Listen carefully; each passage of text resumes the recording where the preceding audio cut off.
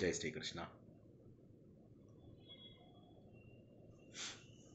అంతరాయ తిమిరోపశాంతయే శాంతపావనమచింత్య వైభవం తం నరం వపుషి కుంజరం ముఖే మన్మహే కిమపి తుందిలం మహః. వసుదేవసుతం దేవం కంసచాణూరమర్ధనం దేవకీ పరమానందం కృష్ణౌ వందే జగద్గురుం. శ్రీకృష్ణౌ వందే జగద్గురుం. భగవద్బంధువులకు, ఆత్మస్వరూపులకు, సత్యాన్వేషులకు స్వాగతం, సుస్వాగతం. అన్నిటికంటే గొప్పది ప్రేమతత్వం. ప్రతి వ్యక్తి కూడా కర్మ చేయక తప్పనిసరి. కర్మ చేయడం అనేది తప్పనిసరి. కర్మ చేయడం అనేది మనము ప్రతిరోజు తెలుసుకుంటున్నట్టుగా ప్రతిరోజు ఏదో ఒక ప్రవచనంలో తెలుసుకుంటున్నాం. కర్మ అనేటటువంటిది ఏదైతే ఉందో అది ఎవరు కూడా తప్పించుకోలేరు. బాధ్యతలు ఎవరూ తప్పించుకోలేరు. అలాగే భగవంతుడు మనకిచ్చినటువంటి ప్రారంధాన్ని కూడా ఎవరూ తప్పించుకోలేరు. సమాజంలో ఎన్నో రకాల కుత్సితాలు, ఈర్ష్యలు, అసూయలు, గొడవలు, అలకలు, దేశాలే నాశనం అయిపోతున్నాయి. వీటన్నిటి వల్ల ఏమవుతుందంటే మనకు చేయవలసినటువంటి కర్మ ఏదైతే తప్పనిసరి ఉందో అది ఎలాగో చేయాలి, కానీ దాన్ని మరింత బాధగా చేయవలసినటువంటి అవసరం ఉంటుంది. అంటే ఏదైతే మనం సంతోషంగా చేయాలో అది మనము సంతోషంగా చేయలేము. బాధపడుతూ ఉండాల్సినటువంటి అవసరం ఉంటుంది. ఏ వ్యక్తిని కదిలించినా లోపల నుంచి అగ్నిపర్వతం బయటికి వస్తూ ఉంటుంది. అందరూ కూడా బాధపడుతూనే ఉంటారు. ఎవరిని అడిగినా కూడా ఏదో చిన్న చిన్న సంతోషాలు తప్పితే జీవితం లోపల శాశ్వతమైనటువంటి సంతోషము, భగవంతుడి యొక్క స్వరూపము లేదు అని చెప్పేసి ఎవరైనా కూడా అదే చెప్తున్నారు. మరి ఇటువంటి పరిస్థితుల్లో మనకు ఇక మార్గం ఏది? మనం ఎవరమో తెలుసుకోవడమే ఈ జీవిత లక్ష్యం. మనం ఎవరమో తెలుసుకోవాలి. సార్ నేను ఎవరో తెలుసు, నా పేరు శ్రీనివాస్. శ్రీనివాస్ అనే పేరు పెట్టే కంటే ముందు కూడా నేనున్నాను. తల్లి కడుపులో కూడా నేను ఉన్నాను. లేదు నేను ఒక సాఫ్ట్వేర్ ఇంజనీర్ని అనేది నా ఉద్యోగం, నా హోదా. లేదు నేను ఫలానా వారి భర్తను అంటే అది నా మ్యారిటల్ స్టేటస్ తెలియజేస్తుంది. నేను ఫలానా వాళ్ళ తండ్రిని, అది నా పేరెంటల్ స్టేటస్ తెలియజేస్తుంది. లేదు నేను మగవాడిని, అది నా జెండర్ స్టేటస్ తెలియజేస్తుంది. మరి నేనెవరిని అంటే శరీరాన్ని. ఈ శరీరము ఏర్పడక ముందు కూడా నేను తండ్రి శరీరంలో ఒక బీజంనై ఉన్నాను. తల్లి శరీరంలో శరీరంగా ఏర్పడింది. తల్లి శరీరంలో నాకు ఈ శరీరం ఏర్పడింది. కాబట్టి నా శరీరము ఏర్పడక ముందు కూడా నేనున్నాను. కాబట్టి నేను శరీరాన్ని కాదు. సార్ ఇక లాస్ట్ అండ్ ఫైనల్, మీరు ఇంత గొడవ చేయకండి సార్. మనస్సు, బుద్ధి, మనస్సే నేను సార్. నేను ఎవరినంటే శరీరాన్ని కాదు, నేను మనస్సుని. ఇక ఫైనల్. మనస్సు ఎక్కడిది? చిన్నప్పుడు ఏం తెలుస్తుంది మనస్సుకి? అయితే బుద్ధి సార్. బుద్ధి ఉంటుందా? చిన్నప్పుడు క్రమ పద్ధతి లోపల పెరుగుతూ ఉంటుంది, అది వికసిస్తూ ఉంటుంది. అనుభవాల బట్టి, పూర్వజన్మ యొక్క సుకృతాన్ని బట్టి వికసిస్తూ ఉంటుంది. మరి నేనెవరు తెలుసుకోవాలి. ఈ తెలుసుకోవడానికి కర్మ ముందు చేస్తూ, కర్మలోంచి క్రమ పద్ధతిలో బయటపడుతూ జ్ఞాన మార్గం వైపుకు వెళ్ళాలి. అంటే ఆలోచించే మార్గానికి వెళ్ళాలి. అంటే కర్మ చేస్తూనే ఆలోచించేటటువంటి మనము మార్గంలోకి వెళ్ళడం తప్పనిసరి. ఉదాహరణకి ఒక వ్యక్తి నిన్నటి వరకు మనతో మాట్లాడుతూ ఉంటాడు. ఈరోజు అతను ఒక్కసారిగా కనిపించడు. ఏమైంది అని చూస్తే అతడు దేహాన్ని వదిలేశాడు. అప్పుడు చూసినట్లయితే మరి నిన్నటి వరకు ఇన్ని మాట్లాడిన వ్యక్తి, ఈరోజు ఎన్నో చేస్తానని ప్రగల్భాలు పలికినటువంటి వ్యక్తి ఎక్కడా? కనుమరుగైపోయాడు కదా. అంటే దానికి కారణం ఉంది. ఏమిటంటే ఈ జీవితంలో మనం ఎప్పుడూ కూడా మనము మరణిస్తాము అని చెప్పేసి అనుకోకపోవడమే. ప్రపంచంలో అందరూ మరణిస్తున్నారు, అందరూ దేహాన్ని వదిలేస్తున్నారు. కానీ మనం మాత్రం ఎప్పటికీ ఇంకా దేహం వదిలేయము. ఇంకొక 6 నెలలు, 1 ఇయర్, 10 ఇయర్స్కి తగ్గటువంటి ప్లాన్స్ మనము వేసుకుంటూ ఉంటాం జీవితంలో. సరే అర్థమైపోయింది సార్, ఇవన్నీ అర్థమైనాయి. ఇప్పుడు మీరు చెప్పింది ఏంటి? ఆధ్యాత్మిక మార్గంలో నడవాలి. ఆధ్యాత్మిక మార్గంలో నడవాలి. ఆధ్యాత్మిక మార్గం అంటే ఏంటి సార్? అంటే మనము ఉపదేశ సారంలో వాటిల్లో రోజు తెలుసుకుంటూనే ఉన్నాం. ఏమని తెలుసుకుంటున్నాం? ముందు కర్మ చేయడం అనేటటువంటిది ఫలితాన్ని ఇస్తుంది. ఇదే మనము శ్రీమన్నారాయణీయంలో ఆయన చెబుతూ ఉంటాడు, నారాయణ భట్టాద్రి భగవంతుడికి, భగవంతుడు ఆ కర్మని 3 రకాలుగా విభజించావు నువ్వు. అది నేను అనుభవిస్తున్నటువంటి కర్మ, దీన్ని ప్రారబ్ధ కర్మ అంటారు. నేను ఆల్రెడీ కొన్ని జన్మలుగా కూడబెట్టుకున్నటువంటి కర్మ, దాన్ని సంచిత కర్మ అంటారు. నేను ఈ జన్మలో చేస్తున్నటువంటి కొత్త కర్మలు, వీటిని ఆగామి కర్మలు అంటారు. ప్రతి కర్మ అది ఉన్నంత వరకు నేను అనుభవించవలసిందే.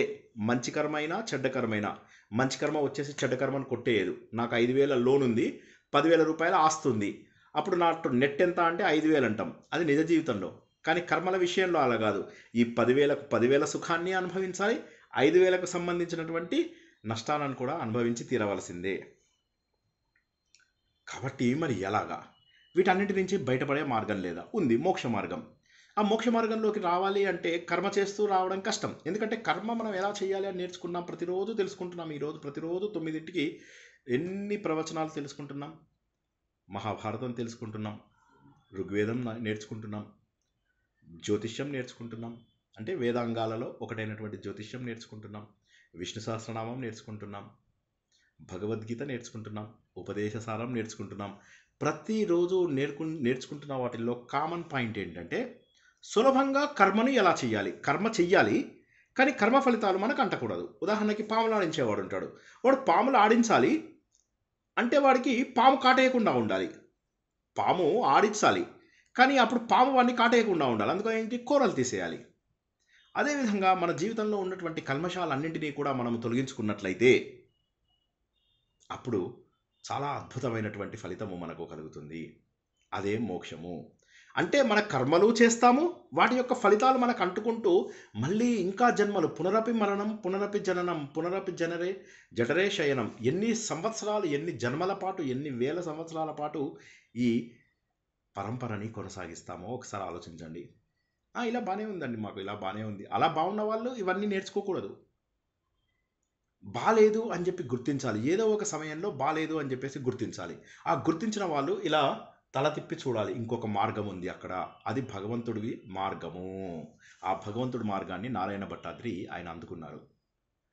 భగవంతుణ్ణి ప్రేమ మార్గం ద్వారా పట్టుకోవచ్చు అనుకున్నప్పుడు ఏమవుతుంది, అన్నీ భగవంతుడికి వదిలేస్తాం. మనం కష్టాలు నష్టాలు అన్నీ కూడా భగవంతుడికి వదిలేస్తాం. కాబట్టి ఎవరైతే జ్ఞాన మార్గంలోకి వెళ్ళాలి అని అనుకున్నాడో శుకబ్రహ్మ, ఆయన కూడా భక్తి మార్గం గొప్పది అని చెప్పాడు. మళ్ళీ ఒకసారి చెప్తాను వినండి. అన్నిటికంటే గొప్పదైనటువంటిది జ్ఞాన మార్గము. కానీ ఆ జ్ఞాన మార్గంలోకి వెళ్ళడానికి కూడా భక్తి చాలా ఉపయుక్తం అన్నటువంటి విషయాన్ని నారాయణ భట్టాద్రి గుర్తించారు. ఆయన భాగవతం అనే పురాణాన్ని, వేదముల తర్వాత మనకు వచ్చినవి పురాణములు, ఈ పురాణములలో అన్నిటికంటే కూడా ముఖ్యమైనటువంటిది భాగవతము. ఈ భాగవతం ఎందుకు వచ్చింది అంటే, అన్ని పురాణాలు రాసిన తర్వాత వ్యాసుడు ఎందుకో వ్యాకులంగా ఉన్నాడు. ఏమయ్యా ఎందుకు బాధపడుతున్నావు, ఈ సరస్వతి ఒడ్డున కూర్చుని ఆనందంగా ఉండొచ్చు కదా అంటే, లేదు ఏదో నేను మిస్ అయ్యాను. అంటే నువ్వు మిస్ అయింది ప్రేమతత్వాన్ని మిస్ అయ్యావు, భక్తి తత్వాన్ని మిస్ అయ్యావు. పిల్లల్ని ప్రేమిస్తాము, ఇంట్లో అమ్మా నాన్నని ప్రేమిస్తాము, కానీ భగవంతుడిని ప్రేమించలేము కదా. అంటే అందుకే భగవంతుడి గురించి తెలుసుకోవయ్యా నువ్వు అని చెప్పి నారదుడు చెబుతున్నాడు అన్నమాట. ఎవరనుకుంటున్నావు, ఆయన మహానుభావుడు. మా నాన్నగారు అయినటువంటి బ్రహ్మ చెప్పారు. ఏమనంటే, ఆయన ఒక్కసారిగా బ్రహ్మ కల్పంలోంచి నిద్రలేచాడు. నిద్రలేచి చూసేసరికి ఏమీ కనిపించటం లేదు. అలా చూస్తున్నాడు, నేను ఎవరిని, ఎక్కడి నుంచి వచ్చాను, మనలాగే ఆశ్చర్యపోయి చూస్తున్నారు ఆయన నిద్రలోంచి లేచి. అప్పుడు ఆయనకి తప అని చెప్పేసి వినిపించింది. అంటే తపస్సు చెయ్యు, తపించు, భగవంతుడి కోసం తపించు అని. అప్పుడు ఆయన ఆ శక్తి ద్వారా నారాయణ మంత్రాన్ని తపస్సు చేస్తూ చేస్తూ చేస్తూ చేస్తూ అప్పుడు చూసేసరికి ఆయన పరబ్రహ్మని చేరుకోగలిగాడు. భాగవతం కాబట్టి ఇక్కడ పరబ్రహ్మ అంటే విష్ణుమూర్తి లేదా కృష్ణుడు. గురువాయూరుకు సంబంధించినటువంటి నారాయణ భట్టాద్రి కాబట్టి ఆయన అదే భాగవతాన్ని తీసుకుని గురువాయూరు అప్ప మీద రాశారు. సేమ్ విష్ణుమూర్తి అన్న, పరబ్రహ్మ అన్న, శివుడు అన్న ఎవరైనా కూడా ఒకటే. ఒక్కొక్క కల్పంలో ఒక్కొక్క దేవుడు హయ్యెస్ట్ లెవెల్లో ఉంటారు. ఇప్పుడు ఇక్కడ విష్ణుమూర్తి రూపంలో మనం పరబ్రహ్మని చూస్తున్నాం అంతే. ఆ విష్ణుమూర్తిని ఈయన గురువాయూరప్ప అని చెప్పేసి అనుకుంటున్నాడు. ఈ బ్రహ్మదేవుడు అక్కడికి వెళ్ళి చూసేసరికి మహాత్ముడైనటువంటి విష్ణుమూర్తి కనిపిస్తున్నాడు. ఆనందంగా అనిపిస్తుంది ఈయనకి. ఎక్కడ చూసినా కూడా సంతోషము.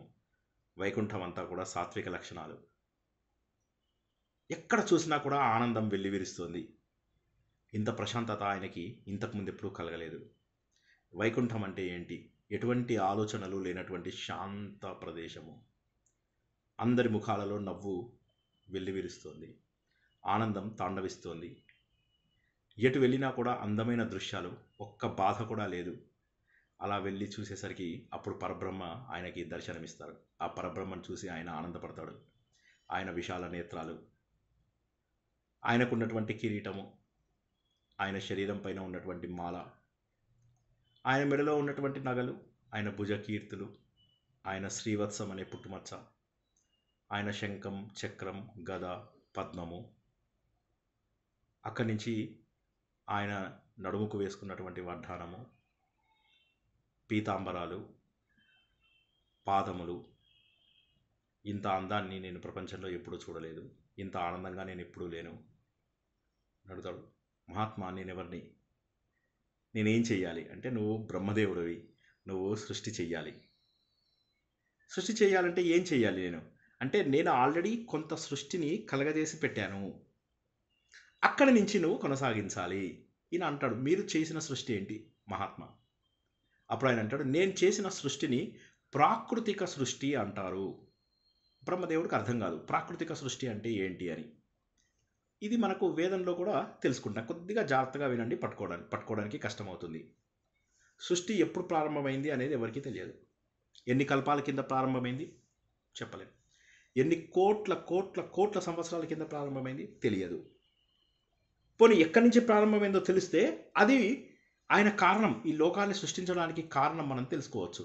కానీ కారణం ఏమిటో చెప్పలేదు. భగవంతుడు తన సంకల్పంతో ఈ లోకాన్ని సృష్టించాలి అనుకున్నాడు. ఈ ప్రపంచం అంతా కూడా నిద్రాణమై ఉంది, కానీ చైతన్యం కూడా ఉంది. చీకటిలో ఉంది, కానీ వెలుతురుగా ఉంది. ఏంటో అన్ని ఆశ్చర్యకరమైనటువంటి విషయాలు నాసదీయ సూక్తంలో రాస్తారు. అప్పుడు భగవంతుడు పరబ్రహ్మ అన్నింటిలో వ్యాపించి ఉన్నటువంటి చైతన్యము, ప్రపంచంలో మీలో, నాలో, ప్రతి వస్తువులో, చరాచర జీవరాశులలో వ్యాపించి ఉన్నటువంటి ఆ చైతన్యం ఒకానొక సంకల్పం ద్వారా ఈ సృష్టిని నేను ఏర్పరచాలి అని చెప్పేసి అనుకుంది. కొద్దిగా జాగ్రత్తగా వినండి. ఆల్రెడీ విన్న వాళ్ళైతే రివిజన్ అవుతుంది. వినని వాళ్ళు కొద్దిగా కష్టపడి అర్థం చేసుకోవడానికి ప్రయత్నం చేయండి. అప్పుడు ఆయన ఏం చేశారంటే, ముందుగా శబ్దాన్ని ఆయన సృష్టించాడు. శబ్ద తన్మాత్ర అంటారు. శబ్ద తన్మాత్ర అంటే ఆకాశము, దీన్ని ఆకాశ తన్మాత్ర అంటారు. తన్మాత్ర అంటే అదే ఉంది, దానితో ఇంకా ఏమీ కూడా కలవలేదు. తర్వాత స్పర్శ తన్మాత్ర అంటారు. అంటే ఆకాశంలోంచి వాయువు పుట్టినది. వాయువుకి శబ్దము ఉంటుంది, స్పర్శ కూడా ఉంటుంది. శబ్దము, స్పర్శ, రూప తన్మాత్ర. ఈ రూప తన్మాత్ర అనేది ఏదైతే ఉందో అది అగ్ని.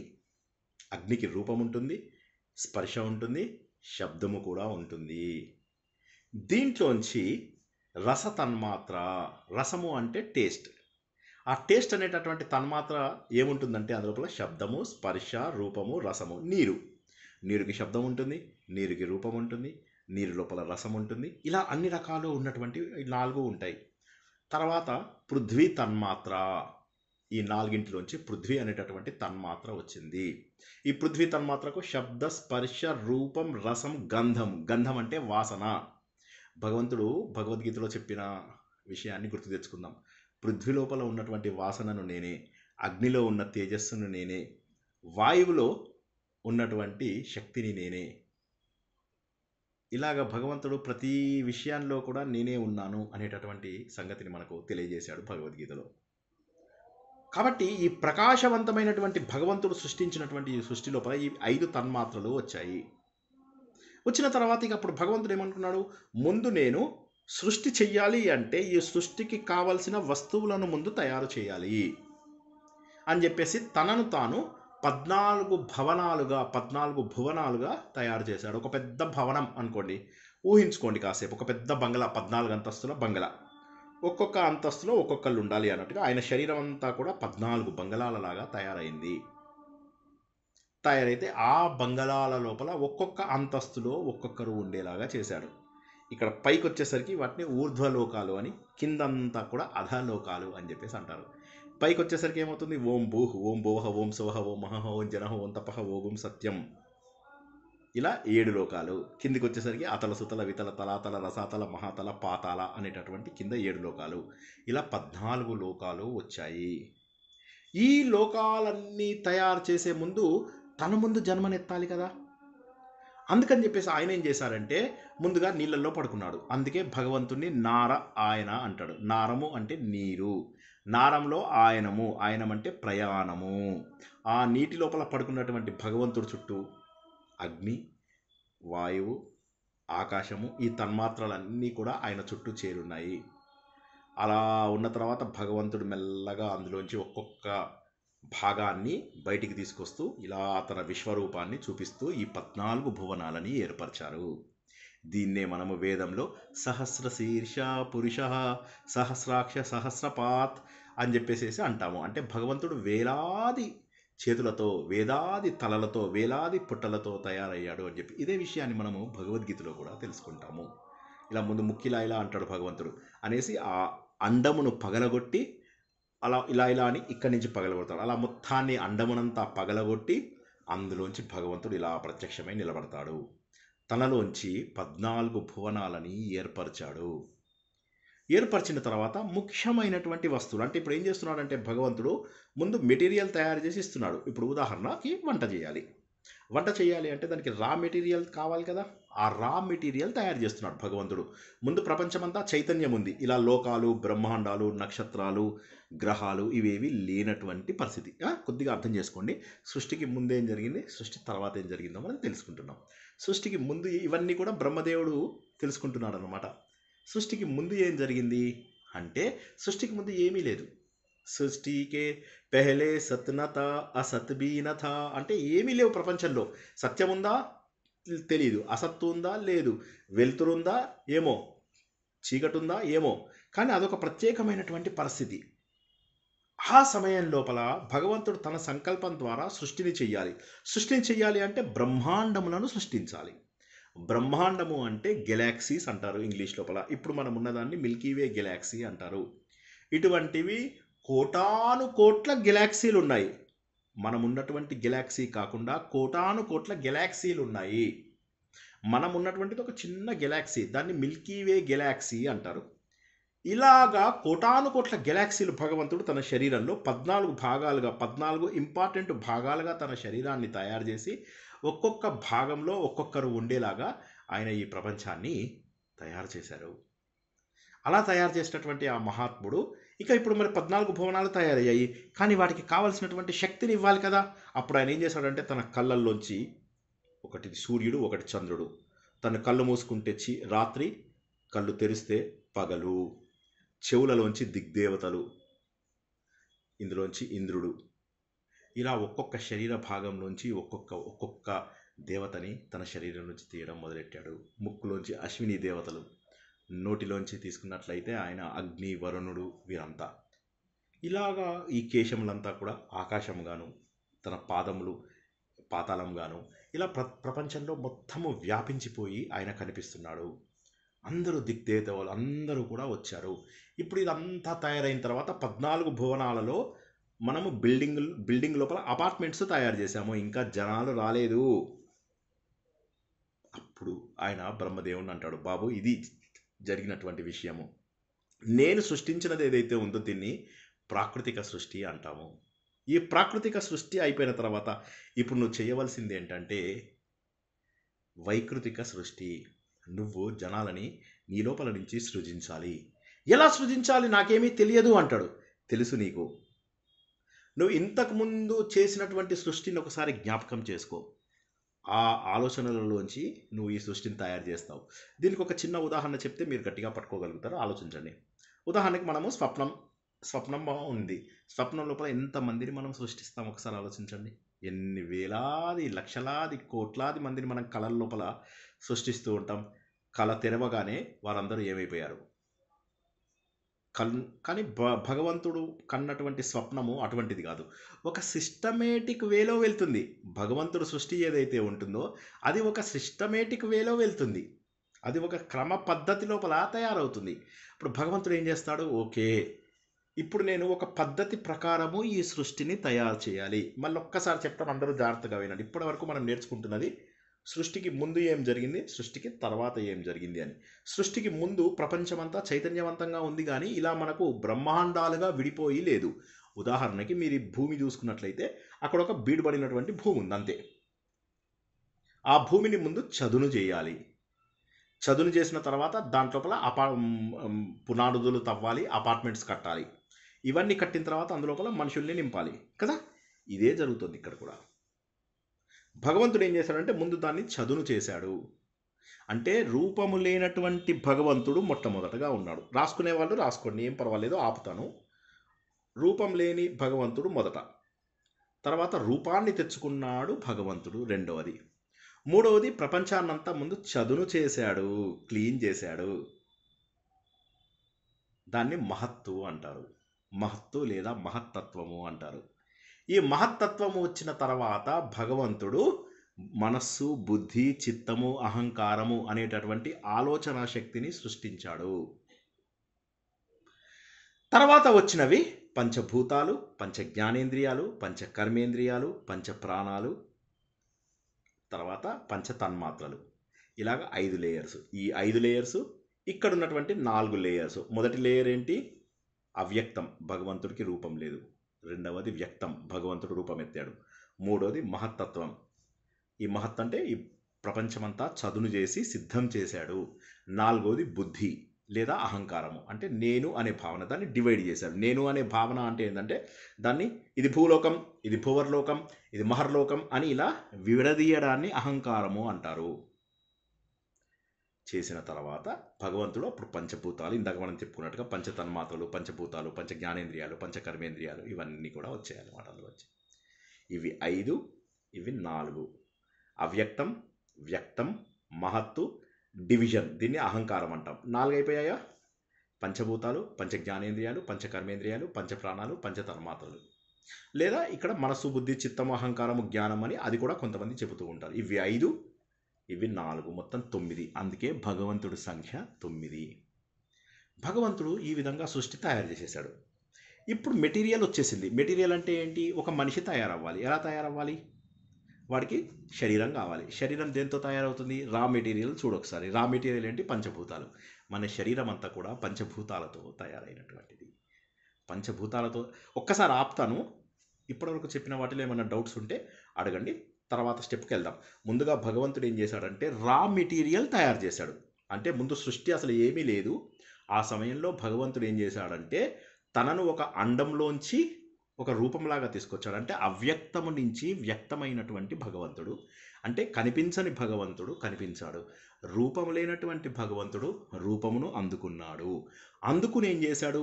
తనలోంచే డివైడ్ చేశాడు 14 లోకాలుగా. తర్వాత ఏం చేశాడు? ఇందులో మనుషులు పుట్టడానికి ఏం కావాలి? ఇప్పుడు శ్రీనివాస్ ఉన్నాడు. శ్రీనివాస్కి ఏమేమి ఉన్నాయో చూద్దాం.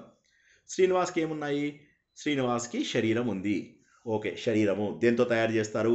సిమెంటు, ఇటుకలు. శ్రీనివాస్ అంటే సిమెంటు, ఇటుకలు. ఆ సిమెంట్, ఇటుకలు ఏంది? శరీరం. అవి పంచభూతాలు రాస్తారు ఇక్కడ. శ్రీనివాసు పంచభూతాలతో తయారయ్యాడు. ఓకే, శ్రీనివాస్ ఇంకా ఏం కావాలి శ్రీనివాస్కి అంటే శ్రీనివాస్కి పంచ జ్ఞానేంద్రియాలు కావాలి. జ్ఞానేంద్రియాలు అంటే వస్తువును గుర్తుపట్టే వాటిని జ్ఞానేంద్రియాలు అంటారు. కళ్ళు, ముక్కు, నోరు, చెవులు, చర్మము. వీటి ద్వారా మనం గుర్తుపడతాం. ఎవరినైనా కళ్ళతో చూసి గుర్తుపడతాము, అలా మాటలు విని గుర్తుపడతాము, మాట్లాడడాన్ని మాట్లాడడం ద్వారా గ్రహిస్తాము, వాసన చూడడం ద్వారా గ్రహిస్తాము, ముట్టుకోవడం ద్వారా గ్రహిస్తాము. వీటిని 5 సెన్సెస్ అంటారు. అంటే పంచ జ్ఞాన ఇంద్రియములు. తర్వాత పనిచేయడానికి కాళ్ళు, చేతులు, తినడానికి నోరు, తర్వాత విసర్జన అవయవాలు, మొత్తం 5. వీటిని పంచ కర్మ ఇంద్రియాలు. కర్మ ఇంద్రియాలు అంటే పనిచేయడానికి ఉపయోగపడేటటువంటి ఇంద్రియాలు. పంచ జ్ఞానేంద్రియాలు, పంచ కర్మేంద్రియాలు. ఇంకా శ్రీనివాస్కి ఏం కావాలి? సార్ శ్రీనివాసు ఊపిరి పీల్చుకోవాలి. కరెక్ట్, బాగా చెప్పావు. శ్రీనివాసు ఊపిరి పీల్చుకోవాలి అంటే ఆయనకు వాయువులు కావాలి. దీనినే ప్రాణము అంటారు. వాయువుని ఏమంటారు? ప్రాణము అంటారు. ఇవి పంచప్రాణాలు. ప్రాణాపాన వ్యాన ఉదాన సమానం అనేటటువంటి 5 రకాల వాయువులు. ఈ వాయువులు మన శరీరంలో వ్యాపిస్తాయి. ఈ 5ంటిలోకి ముఖ్యమైనటువంటి వాయువుని ప్రాణవాయువు అంటారు. దీన్ని ఇంగ్లీష్ లోపల ఆక్సిజన్ అంటారు. ఇలాగే మిగతా వాయువులన్నీ కూడా ఉంటాయి. సమానము అని ఉంటుంది, అది మన ఉదరంలో అన్ని అరిగేలాగా చూస్తుంది. వ్యానము అని ఉంటుంది, శరీరం అంతా వ్యాపించి ఏ వాయువు తక్కువైతే ఆ వాయువును అందజేస్తూ ఉంటుంది. ఉదానము, ఇది మాట్లాడడానికి ఉపయోగపడుతుంది. ప్రాణము, అపానము, మన శరీరంలో ఉన్న వ్యర్థ పదార్థాలని బయటికి పంపించేటటువంటి వాయువు. ప్రాణము, అపానము, వ్యానము. వ్యానం అంటే ఏం చేస్తుంది? ఏ వాయువు తక్కువైనా దాన్ని సప్లై చేస్తుంది, శరీరం అంతా వ్యాపించి ఉంటుంది. ఉదానము, గొంతులో ఉండి మనం మాట్లాడడానికి వీలుగా. సమానము, మన ఉదరంలో ఉండి తీసుకున్న ఆహారం అరిగేలాగా చేస్తుంది. ఇవి ముఖ్యమైన వాయువులు. ఇవి కాక నాగ, కూర్మ, కృకర, దేవదత్త, ధనుంజయ అనే ఇంకొక 5 వాయువులు ఉన్నాయి. అవి పక్కన పెట్టేసేయండి, ఫస్ట్కి 5. సో శ్రీనివాసులో ఇవి ఉన్నాయి. పంచప్రాణాలు, పంచ జ్ఞానేంద్రియాలు, పంచ కర్మేంద్రియాలు, శరీరం పంచభూతాలతో తయారైంది. ఇంకా దేవుడు ఆలోచించాడు, ఇంకా వీడికి నేను ఏమి ఇవ్వాలి అని. అంటే అప్పుడు పశువులకు లేనిది ఒకటి ఇచ్చాడు మనకు. దాన్ని ఏమంటారంటే మనస్సు, బుద్ధి, చిత్తము, అహంకారము అని చెప్పబడే మనసు యొక్క 4 భాగాలు. దీనినే అంతఃకరణాలు అంటారు. తెలియని వాళ్ళు రాసుకోండి, తెలిసిన వారికి రివిజన్. అంతఃకరణాలు. ఈ అంతఃకరణాలు అంటే ఏంటి? మనస్సు అంటే కోరికలు కోరుకునేదాన్ని మనస్సు అంటారు. బుద్ధి అంటే ఈ పని చెయ్యి, ఈ పని చెయ్యొద్దు అని చెప్పేదాన్ని బుద్ధి అంటారు. చిత్తము అంటారు. చిత్తము అంటే మన స్టోరేజ్ యూనిట్. స్టోరేజ్ యూనిట్ అంటే ఏంటి? Hard disk. ఉదాహరణకి నేను ఒక వ్యక్తిని చూడగానే గుర్తుపడతాను. ఎందుకు గుర్తుపడతాను? అతన్ని నేను ఆల్రెడీ చూశాను కాబట్టి ఇక్కడ రిజిస్టర్ అయింది. చిత్తము అంటే హార్డ్ డిస్క్. మన హార్డ్ డిస్క్, కంప్యూటర్లో హార్డ్ డిస్క్ లాగా మనకు ఒక హార్డ్ డిస్క్ ఇచ్చాడు దేవుడు. అహంకారము. అహంకారం అంటే నేను అహంకారం అంటే పొగరు కాదు. నేను శ్రీనివాసుని మాట్లాడుతున్నాను, నేను శ్రీనివాసుని భోజనం చేస్తున్నాను, నేను శ్రీనివాసుని కాఫీ తాగుతున్నాను, ఇవన్నీ చెప్పడం కోసం. సో ఈ విధంగా భగవంతుడు ఏం చేశాడంటే, నేను ముందుగా బిల్డింగ్ తయారు చేస్తాను, అందులో మనుషుల్ని తేవాలి. ఆ బిల్డింగ్ని 14 భువనాలుగా తయారు చేశాడు. Point number 1. అంతకుముందు ఏమీ లేవు. ఇప్పుడు 14 భువనాలు. 14 భువనాలలో కోటాను కోట్ల బ్రహ్మాండములను తయారు చేసి వీటన్నిటికీ ఆసరాగా తనే ఉన్నాడు. తర్వాత ఏం చేశాడు భగవంతుడు? ఇక మనకు శరీరం ఎలా తయారు చేయాలి? పంచభూతాలతో తయారు చేయాలి. నా శరీరంలో వాయువు ఉంది, అగ్ని ఉంది, తర్వాత ఆకాశం ఉంది, తర్వాత జలం ఉంది, ఇంకోటి ఏంటి? భూమితత్వం ఉంది. ఇలా 5 తత్వాలు నా లోపల ఉన్నాయి. ఉదాహరణకి నేను పరిగెడుతున్నాను అంటే ఆకాశం. పరిగెడుతున్నప్పుడు ఏమవుతుంది? నాకు దమ్ము వస్తుంది అంటే వాయువు. నా శరీరం వేడెక్కుతుంది అంటే నా శరీరంలో అగ్ని. నా శరీరంలో చెమట వస్తుంది అంటే నా శరీరంలో నీరుంది. తర్వాత శరీరంలోంచి మట్టి వస్తుంది అంటే నా శరీరం లోపల భూమి ఉంది. ఇలా పంచభూతాలు కూడా ఉన్నాయి. ఆ పంచభూతాలతో శరీరం తయారు చేశాడు. మీరు ప్రపంచంలో చూసే ఏ వస్తువు కూడా పంచభూతాలు కానిది లేదు. ఇంకా పశువులను చూడండి, మీరు కూర్చున్న సోఫాలు చూడండి, మంచాలు చూడండి, టీవీ చూడండి, మొబైల్ కూడా పంచభూతమే. ఈ పంచభూతాలు కాకుండా తయారు చేయడానికి అవకాశం లేదు. పంచభూతాలు. తర్వాత ఏం చేశాడు? కళ్ళు, ముక్కు, నోరు, చెవులు ఇవన్నీ గ్రహించడానికి, విషయాలను గ్రహించడానికి ఇచ్చాడు. తర్వాత ఏం చేశాడు? పని చేయడం కోసం అని చెప్పేసి కాళ్ళు, చేతులు, విసర్జన అవయవాలు, నోరు ఇచ్చాడు. నోరు 2 పనులు చేస్తుంది. ఓకే, ఒకటేమో టేస్ట్ చేస్తుంది, ఇంకోటేమో మాట్లాడుతుంది. ఓకే, టేస్ట్ చేసినప్పుడు దాన్ని జ్ఞానేంద్రియము అంటారు, అది మాట్లాడుతున్నప్పుడు కర్మ ఇంద్రియము అంటారు. ఒకటే 2 పనులు చేస్తుంది, కర్మేంద్రియం గాను జ్ఞానేంద్రియం గాను. Okay, no coming back to మనిషికి ఇంకా ఆలోచనలు ఇచ్చాడు. ఇవి పశువులకు తక్కువ ఉంటాయి. పశువులకు అసలు మనసు, బుద్ధి లాంటివి ఉండవు. చిత్తం లాంటివి ఉంటాయి, వాటికి కొన్ని జ్ఞాపకాలు ఉంటాయి. ఇవి అన్ని జంతువులకు ఒకే రకంగా ఉండవు, కొద్దిగా ఎక్కువ కొద్దిగా తక్కువలో ఉంటాయి. కానీ మనిషికి ఉన్నట్టుగా పూర్తి స్థాయిలో ఉండవు. మనకంటే దేవతలు ఉంటారు కదా, వాళ్ళకు బెటర్ స్థాయిలో ఉంటాయి. రాక్షసులు ఉంటారు కదా, వాళ్ళకు బెటర్ స్థాయిలో ఉంటాయి. ఎందుకంటే వాళ్ళు మనం పుట్టే ముందే పుట్టారు. ఒక్కసారి ఇక్కడ ఆపుతాను. ఏం చెప్పుకున్నామంటే, సృష్టికి ముందు ఏమీ లేదు. సృష్టికి భగవంతుడు తనలోంచి కొన్ని భువనాలను తయారు చేశాడు. మనందరికీ శరీరానికి కావాల్సిన, శరీరాలకు కావాల్సినటువంటి వస్తువులు అవన్నీ కూడా తయారు చేసి రెడీగా పెట్టాడు. ఇంకా మనము పుట్టలేదు, రెడీగా పెట్టాడు. వస్తువులని రెడీగా పెట్టి బ్రహ్మదేవుడితో చెప్పాడు, నువ్వు సృష్టిని స్టార్ట్ చెయ్యి. నీకు కావలసిన ప్రాకృతిక సృష్టి, ప్రకృతిలో ఉన్నటువంటివన్నీ నీకు ఇచ్చాను. ఇప్పుడు నువ్వు వైకృతిక సృష్టి చెయ్యి అంటే అందరినీ పుట్టించు. ఎవరెవరిని ఎలా పుట్టిస్తావో నీకు వదిలేస్తాను. నీ థాట్ ప్రాసెస్ బట్టి నువ్వు ఇంతకుముందు చేసినటువంటి గత కొన్ని ఇంతకుముందు సంవత్సరం నువ్వు నిద్రపోక ముందు లేచినప్పుడు అప్పుడు ఏమేం చేసావో అవన్నీ మళ్ళీ రిపీట్ చెయ్యి అని చెప్పి చెప్తారన్నమాట. ఆపాను. ఒక 5-10 నిమిషాలు ప్రశ్నలు తీసుకుని ముందుకు కదులుదాం. జై శ్రీకృష్ణ సార్. జై జై శ్రీకృష్ణ. ఎవరికైనా డౌట్స్ ఉంటే చెప్పండి అమ్మా, నేను అన్మ్యూట్ చేస్తాను. హ్యాండ్ రైస్ చేయండి అమ్మా, అన్మ్యూట్ చేస్తాను. వినిపిస్తుందా అండి? హ్యాండ్స్ రైస్ చేయండి ఎవరికైనా డౌట్స్ ఉంటే.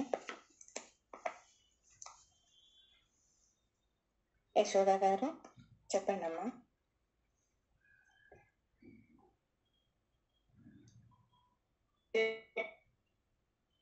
జై శ్రీకృష్ణ అండి. జై శ్రీకృష్ణ.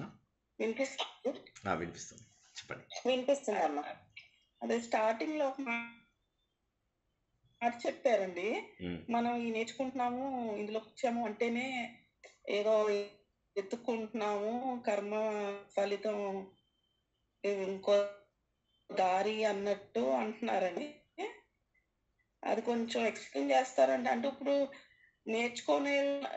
నేర్చుకోని వాళ్ళందరూ ఏమి కర్మ లేదంటారండి.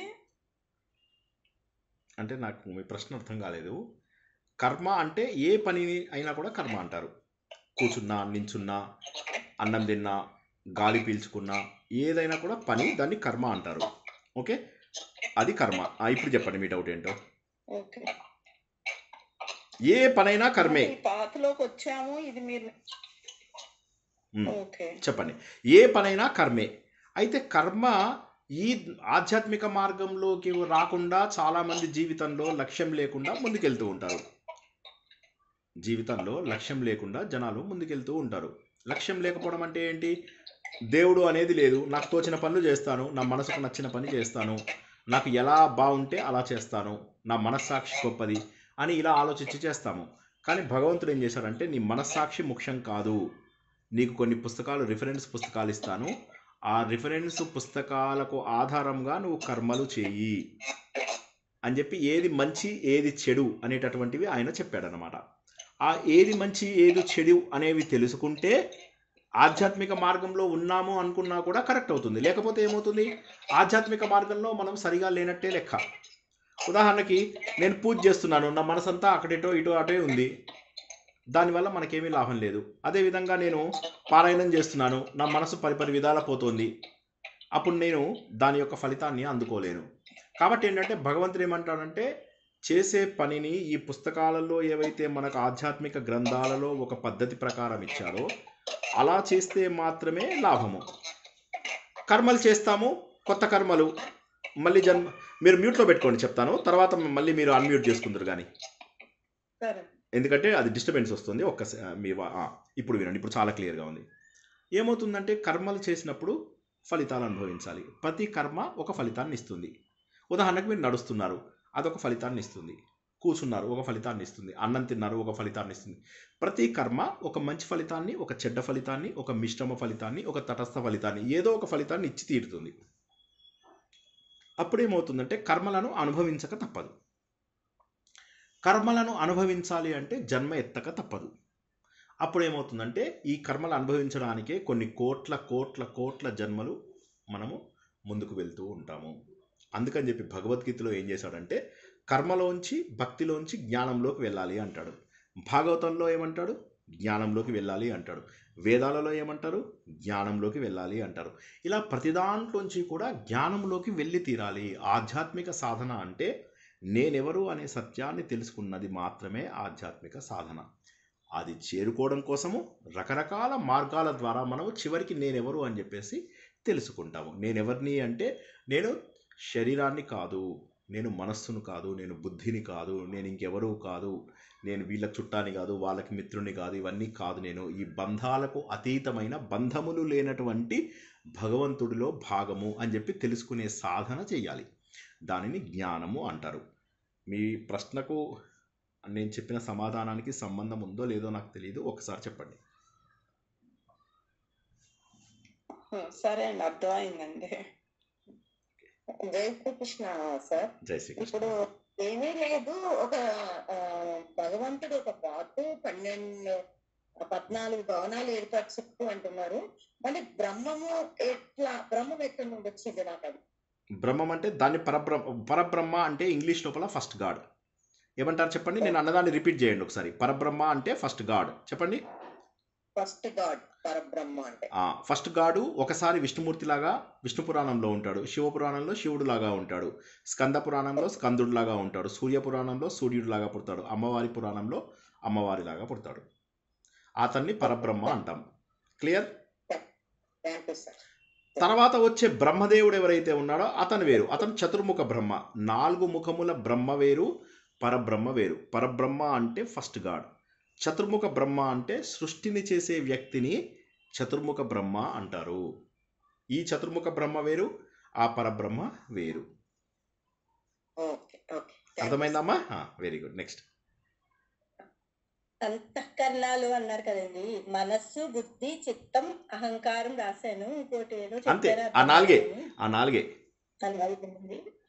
ఓకే.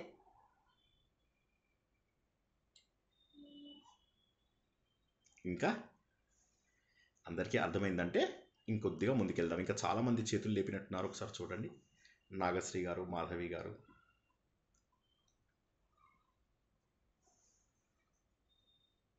అడగండి.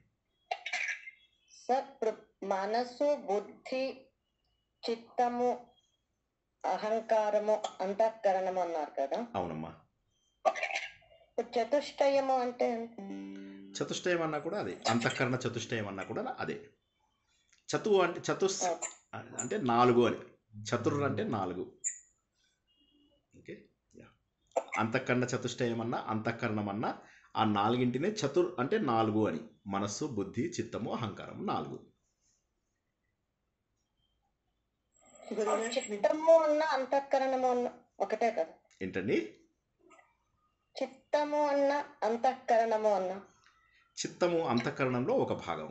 మొత్తము 4 విషయాలని అంతఃకరణాలు అంటారు.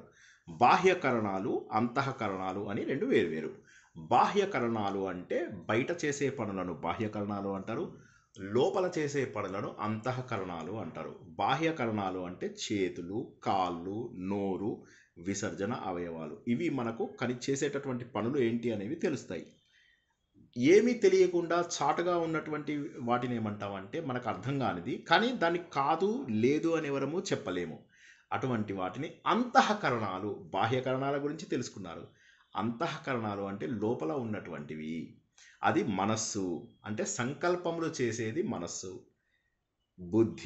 బుద్ధి అనగా నిశ్చయాత్మకమైనటువంటి డెసిషన్స్. ఉదాహరణకి నాకు లడ్డూ తిలాని అనిపించింది, లడ్డూ కావాలి నాయనా అనగానే అది మనస్సు. బుద్ధి ఏం చెప్తుంది? నువ్వు లడ్డూలు బాగా తింటున్నావు, ఈ మధ్య షుగర్ పెరుగుతుంది అని చెప్తుంది. దాన్ని బుద్ధి అంటారు. చిత్తము అంటే ఏంటంటే, ఇప్పుడు నన్ను ఈసారి మీరు చూసారు కదా, నెక్స్ట్ టైం చూసినప్పుడు గుర్తుపడతారు, ఎందుకంటే ఇక్కడ రికార్డ్ అయిపోతుంది. దాన్ని చిత్తము అంటారు. మీరు చేసేటటువంటి ప్రతి పని అక్కడ రికార్డ్ అవుతుంది అన్నమాట. అది చిత్తము అంటే హార్డ్ డిస్క్. మీ మొబైల్ ఉందా? మొబైల్లో కూడా ఒక హార్డ్ డిస్క్ ఉంటుంది అన్నమాట. స్టోరేజ్ యూనిట్ అంటారు దాన్ని. ఆ స్టోరేజ్ యూనిట్ ఏదైతే ఉంటుందో దాన్ని చిత్తము అంటారు. లాస్ట్ది అహంకారము అంటే నేను అనే భావన. అహంకారం అంటే పొగరు కాదు. అహంకారము అంటే నేను అనేటటువంటి భావన. ఈ 4ంటిని కలిపి అంతః అంటే లోపల, కరణాలు అంటే పనిచేసే వస్తువులు. అర్థమైందమ్మా? ఓకే ఓకే, అర్థమైంది సార్. Thank you.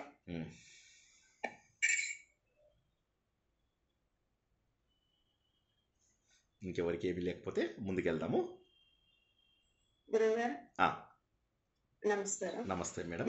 5 తన్మాత్రలు అన్నారు. శబ్ద, స్పర్శ, రూప, రసగంధాలు. రసం అంటే టేస్ట్. ఇంగ్లీష్లో రాసుకోండి, ఈజీగా అవుతుంది. రసము అంటే టేస్ట్. ఇప్పుడు నీరుందా? ఈ నీటి లోపల నీటికి శబ్దం ఉంటుంది, నీటికి స్పర్శ ఉంటుంది, నీటికి రసం ఉంటుంది. శబ్ద, స్పర్శ, రూపము, రసము 4 ఉంటాయి నీటికి. అదేవిధంగా ఫైర్ తీసుకున్నారనుకోండి, అగ్ని, దానికి శబ్దము, స్పర్శ, రూపము 3 ఉంటాయి, 4ది ఉండదు. భూమి తీసుకున్నారనుకోండి, ఈ 5 ఉంటాయి. వీటిని తన్మాత్రలు అంటారు, వేటికవే. వీటిని కలిపినప్పుడు పంచభూతాలు అంటారు. అది ఇప్పుడు మీకు చెప్తే కన్ఫ్యూజ్ అవుతారు. దాన్ని పంచీకరణం అని ఒక ప్రాసెస్ ఉంటుంది. అది మనకు నారాయణీయంలో లేదు కాబట్టి అది చెప్పడం లేదు. ఆ పంచీకరణం అనేటటువంటి పద్ధతి ద్వారా ఇవన్నీ తయారవుతాయి. ఆ పంచీకరణానికి కావలసినవి ఇప్పుడు మనకున్న మెటీరియల్తో పాటుగా సాత్విక రాజసిక తామసిక గుణాలు అనేటటువంటి ఫైర్ పెడతాడు దేవుడు. ఫైర్ అంటే అగ్ని. ఆ అగ్గి పెట్టగానే వంట మొదలవుతుంది. వంట స్టవ్ మీద అన్నీ తయారు చేసి పెట్టాము, కూరలన్నీ దొరికాము, నీళ్లు పోసాము, అన్నీ పెట్టాము, కింద ఫైర్ పెట్టలేదు, మంట పెట్టకపోతే అదేం కదలదు. ఆ కదిలించే దాన్ని సాత్విక రాజసిక తామసిక గుణాలు అంటారు. ఆ సాత్విక రాజసిక తామసిక గుణాలు ఈ పంచ తన్మాత్రలతో వేరువేరు కాంబినేషన్స్లో కలిసినప్పుడు జ్ఞానేంద్రియాలు, కర్మేంద్రియాలు, పంచభూతాలు, తర్వాత పంచ ప్రాణాలు, మనస్సు, బుద్ధి, చిత్తము, అహంకారము, జ్ఞానము, ఇవన్నీ కూడా ఈ సాత్విక గుణము, రాజస గుణము, తామస గుణము తన్మాత్రలతో కలవడం ద్వారా ప్రపంచంలో అన్నిటికంటే మొట్టమొదట భగవంతుడి తర్వాత ఏం పుట్టింది? శబ్దము. ఆ శబ్దంలోంచి ఏం పుట్టింది? స్పర్శ. ఇది సీక్వెన్స్ అన్నమాట. భగవంతుడు ముందుగా శబ్దమును తయారు చేశాడు, తర్వాత స్పర్శను తయారు చేశాడు, తర్వాత రూపమును తయారు చేశాడు, తర్వాత రసమును తయారు చేశాడు, తర్వాత గంధమును తయారు చేశాడు. ఈ 5ంటిని తయారు చేసిన తర్వాత ఈ 5ంటికి వేరువేరు కాంబినేషన్స్ సాత్విక రాజసిక తామసిక గుణాల ద్వారా మనకు అప్పుడు పంచభూతాలు, పంచ జ్ఞానేంద్రియాలు, పంచకర్మేంద్రియాలు, పంచ ప్రాణాలు, మనసు, బుద్ధి, చిత్తం ఇవన్నీ వచ్చాయన్నమాట. అది పంచీకరణ పద్ధతి అంటారు. ప్రస్తుతానికి అది వదిలేస్తాం. Next question. సార్ పంచ ప్రాణాలలో ఉదానము, ప్రాణము, ఆపానము చెప్పారు కదా సార్. అవును. ఆ తర్వాత ఏంటి సార్? వ్యానము, ఉదానము. ప్రాణ, అపాన, వ్యాన, ఉదాన సమానం. Okay okay sir, thank you sir.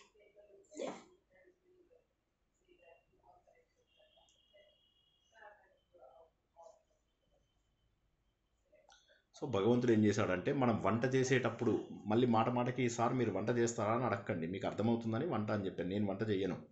Okay, so confuse అవ్వద్దు, అసలు కన్ఫ్యూజన్ వద్దే వద్దు. ఇప్పుడు మనం ఏం గుర్తించాలంటే భగవంతుడు సృష్టి తయారు చేయాలంటే ముందు రా మెటీరియల్ తయారు చేయాలి. ఉదాహరణకి వంట ప్రోగ్రామ్స్ చూస్తుంటారు కదా మీరు టీవీలో, ముందుగా కావాల్సిన వస్తువులు అని చెప్తారు. ఆ కావాల్సిన వస్తువులని భగవంతుడు తయారు చేశాడు. ఇప్పుడు వంట చేయాల్సిన బాధ్యత ఏం చేశాడంటే పప్పు చేస్తావా, సాంబార్ చేస్తావా, కూరలు చేస్తావా, ఆలుగడ్డ కూర నాకు ఇష్టమైనవే చెప్తున్నా. పప్పు ఇష్టం నాకు, సాంబార్ ఇష్టం, ఆలుగడ్డ కూర చాలా ఇష్టం. ఇవి చేయడానికి బ్రహ్మదేవుని నియమించాడు. వస్తువులన్నీ రెడీ చేసి పెట్టాడు. అర్థమైందా అందరికీ? ఇక్కడ దాకా అర్థమైందంటే ముందుకెళ్ళనా మరి? ఇవాళ మనం కేవలం సృష్టి రహస్యం మాత్రమే 10 దశకాలలో ఉన్నవి తెలుసుకుంటాం. అందరికీ అర్థమైంది అంటే ముందుకెళ్తాను. Okay, wonderful wonderful. ఇప్పుడు ఏమైతుంది మనకి ఇక్కడ అంటే భగవంతుడు ఈయన ఏం చెప్పాడు బ్రహ్మదేవుడికి, బాబు నీకేం కావాలి అంటే నాకు అసలు ఏం జరిగిందో తెలియాలి. సరే తెలిసింది కదా ఇప్పుడు, ఓకే తెలిసింది. ఇప్పుడు నేను చెప్తున్నాను నువ్వేం చేయాలో. నువ్వు పాత సృష్టి ఇంతకుముందు ఎప్పుడైతే చేశావో ఆ సృష్టి ఎలా చేశావో అలాగ నువ్వు ఆలోచిస్తూ ఆలోచిస్తూ ఆలోచిస్తూ కొత్త సృష్టిని తయారు చెయ్యి అని చెప్పేసి. మన బ్రహ్మానందం కూడా ఒక సినిమాలో కొత్త సృష్టి తయారు చేస్తాడు, కొత్త ప్రపంచాన్ని సృష్టిస్తాడు. ఏం సినిమా అది?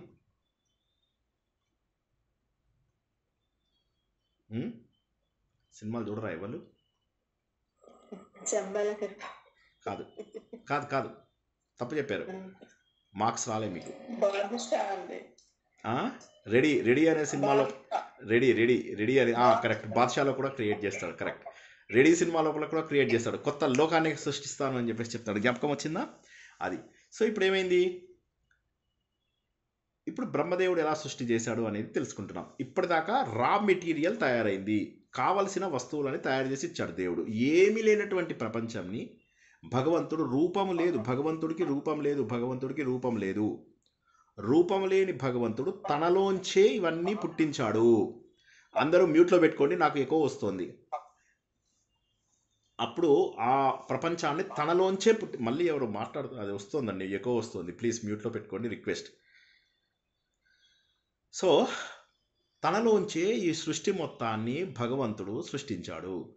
అంతే సృష్టించప్పుడు ఏమన్నాడు, బ్రహ్మదేవుడు అని చెప్పి తనలోంచే ఒక వ్యక్తిని పుట్టించి, నాయన ఈ ప్రపంచమంతా కూడా నువ్వు ఇంకా మొదలెట్టి నువ్వు ఎవరిని సృష్టిస్తావో వాళ్ళని సృష్టించు అంటే అప్పుడు ఆయన అంటాడు, నిజమే స్వామి, ముందు విశ్వమంతా జలమయం, ఆ నీళ్ళల్లో ఉన్నటువంటి నేను నిద్రలేచి చూసి తపస్సు తపస్సు తపస్సు అనుకుంటూ మిమ్మల్ని చేరుకున్నాను. ఇప్పుడు నాకు అర్థమైంది, నా బాధ్యత నాకు తెలిసింది అని ఆలోచిస్తాడు ఆయన. ఏం చేయాలి? ఫస్ట్ ఏం చేస్తాడంటే రావి చెట్టు, మోదుగ చెట్టు, మర్రి చెట్టు అంటే పూలతోటి సంబంధం లేకుండా విత్తనాలు మాత్రం కలిగినటువంటి చెట్లని ముందు తయారు చేస్తాడు. తర్వాత ఏం చేస్తాడు, పువ్వులు పుష్పించేటటువంటి చెట్లని తయారు చేస్తాడు బ్రహ్మదేవుడు. జాగ్రత్తగా వినండి, సీక్వెన్స్గా తయారు చేస్తాడు ఆయన. తర్వాత పూలు పూసేటటువంటి లతలు లాంటివి తయారు చేస్తాడు. తర్వాత ఉత్త చర్మం అంటే ఎగ్జాంపుల్ వెదురు చెట్లు తయారు చేస్తాడు. తర్వాత ఫ్రూట్స్, పుష్పము, ఫలము, కాయ, ఫలము ఇవన్నీ వచ్చేటటువంటి పళ్ళ చెట్లని తయారు చేస్తాడు. తయారు చేసిన తర్వాత అమ్మయ్య చెట్ల సృష్టి అయిపోయింది, ఇప్పుడు ఏం చేయాలి, జంతువులను తయారు చేద్దాం. ఓకే, జంతువులు చలో. ముందు 2 గిట్టల జంతువులు ఏమేమి ఉన్నాయో చూశాడు. ఎద్దులు, మేకలు, పందులు, ఇలా ఒక 9-10 రకాల జాతులు ఉంటాయి. అవన్నింటినీ ఆయన సృష్టిస్తాడు. తర్వాత ఒక గిట్ట ఉన్నటువంటి జంతువులని తయారు చేస్తాడు. గాడిద, గుర్రం, ఇలా ఒక 6 జాతులు ఉంటాయి, అవి తయారు చేస్తాడు. తర్వాత గోర్ల జంతువులు 5 గోర్లు. 5 గోర్లు అంటే కుక్క, పిల్లి, ఇంకేముంటాయి చెప్పండి, పులులకు కూడా ఉంటాయి అనుకుంటా. పులులు అంటే పిల్లి జాతే, అవి కూడా కొన్ని తయారు చేస్తాడు. తర్వాత ఏం చేస్తాడు, మెల్లగా మొసలి, చేప అని జలచరాలు తయారు చేస్తాడు. ఇప్పుడు ఏమేమి తయారు చేస్తాడో చూడండి. ముందు చెట్లను తయారు చేశాడా. ఇప్పుడు మీరు జాగ్రత్తగా వినాలి. బ్రహ్మదేవుడు సృష్టి, ఇప్పుడు మనం ఉన్నటువంటి సృష్టి పేరు వైకృతిక సృష్టి. రాసుకునే వాళ్ళు చక్కగా రాసుకోండి. అంతకుముందు భగవంతుడు రా మెటీరియల్స్ ఇచ్చాడు, దాన్ని ప్రాకృతిక సృష్టి అంటారు. ఇప్పుడు మనం ఉన్నది వైకృతిక సృష్టి. ఈ వైకృతిక సృష్టి లోపల ముందుగా చెట్లని, రకరకాల చెట్లని, పుష్పించే చెట్లు, పుష్పం లేనటువంటి చెట్లు, పుష్పించి ఫలించేటటువంటి చెట్లు, లతలు, ఉత్త చర్మం ఉన్నటువంటి వెదురు, ఇలాంటివన్నీ తయారు చేసి పెట్టాడు. ఫస్ట్ చెట్ల జాత అయిపోయింది. చెట్ల జాత అయిపోయిన తర్వాత జంతువులలో రకరకాల జాతులని క్రియేట్ చేశాడు. గోర్లున్న వాటిని, గిట్టలున్న వాటిని అని ఇలా. తర్వాత ఏం చేశాడు, నీళ్ళల్లో జలచరాలు, వాటిని తయారు చేశాడు. తర్వాత ఖేచరాలు అంటే అంటే ఏంటి చెప్పండి ఎవరన్నా. ఖేచరాలు అంటే ఏంటి, ఆకాశం. ఖగం అంటారు, అందుకే ఖగోళం, ఖగ అంటారు. దీన్ని కూడా గద్దని కూడా ఖగ అంటారు. విష్ణుమూర్తికి కూడా సూర్యుడు కూడా ఒక పేరు ఖగ అని. విష్ణుమూర్తికి ఒక పేరుంది, సూర్యుడికి కూడా ఒక పేరుంది ఖగ అని, అలా. ఓకే, సో ఆకాశంలో చలించేవాడు అని చెప్పేసి. గ అంటే ఆకాశంలో, అంటే గమించేవాడు, కదిలేవాడు అని చెప్పి. ఓకే, అలాగా ఉన్నటువంటివన్నీ కూడా తయారు చేస్తారు. తయారు చేసి ఆ పక్షులు అన్నమాట. తయారు చేసిన తర్వాత అప్పుడు ఆయన అంటున్నాడు, చలో సూపర్ తయారు చేశాను, ఇప్పుడు దేవతలను తయారు చేద్దాం అని. మళ్ళీ దేవతల లోపల కొంతమందిని తయారు చేశాడు. విభుదులు, పితృదేవతలు, ఇలాంటి వాళ్ళని కొంతమందిని తయారు చేశాడు. తర్వాత అప్సరసలు, గంధర్వులు, ఇలాంటి వాళ్ళని కొంతమందిని తయారు చేశాడు. యక్షులు, రాక్షసులు, ఇలాంటి కొంత జాతిని, భూత ప్రేత పిశ, అందరికీ కూడా ఒక్కొక్క ఫ్లోర్ ఇచ్చేశాడు. చలో you take this floor, you take that floor అని ఎవరికి కావాల్సిన ఫ్లోర్ వాళ్ళకి ఇచ్చేశాడు. తర్వాత సిద్ధులు, చారుణులు, ఎడ్యుకేటెడ్ పీపుల్. సిద్ధులు అంటే టాలెంటెడ్ పీపుల్, వీళ్ళందరూ విద్యాధరులు, వీళ్ళందరికీ ఒక లోకం ఇచ్చేశాడు. కిన్నెరలు, కింపురుషులు, వీళ్ళందరూ ఒక జాతి. ఇవన్నీ దేవతలలో కూడా రకరకాల జాతులు ఉంటాయి. ఆ రకరకాల జాతులకు ఒక్కొక్క ఫ్లోర్ ఇచ్చేశాడు. ఇచ్చేసిన తర్వాత అమ్మయ్య ఇప్పుడు ఇక ఒక అద్భుతమైన సృష్టి చేయబోతున్నా అన్నాడు. ఇంకా అద్భుతమైన సృష్టి అంటే ఎవరైనా చెప్తారా? మనుషులు, భూమి. భూమి వచ్చేసింది ఆల్రెడీ. ఓం భూహు, మనుషులు. ఆ మనుష్యులని తయారు చేయాలి. అప్పుడు భగవంతుడు ఆలోచించి ఏం చేశాడంటే మనుషులని తయారు చేశాడు.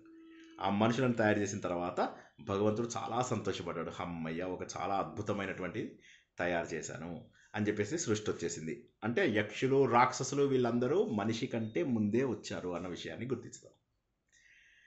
తర్వాత ఏం చేశాడు, ఇక సృష్టిని డెవలప్ చేయాలి, సృష్టిని ఇంకా సృష్టిని బాగా పెరిగేలాగా చెయ్యాలి. ఇది నేను ఒక్కడిని చేస్తే పని కాదు.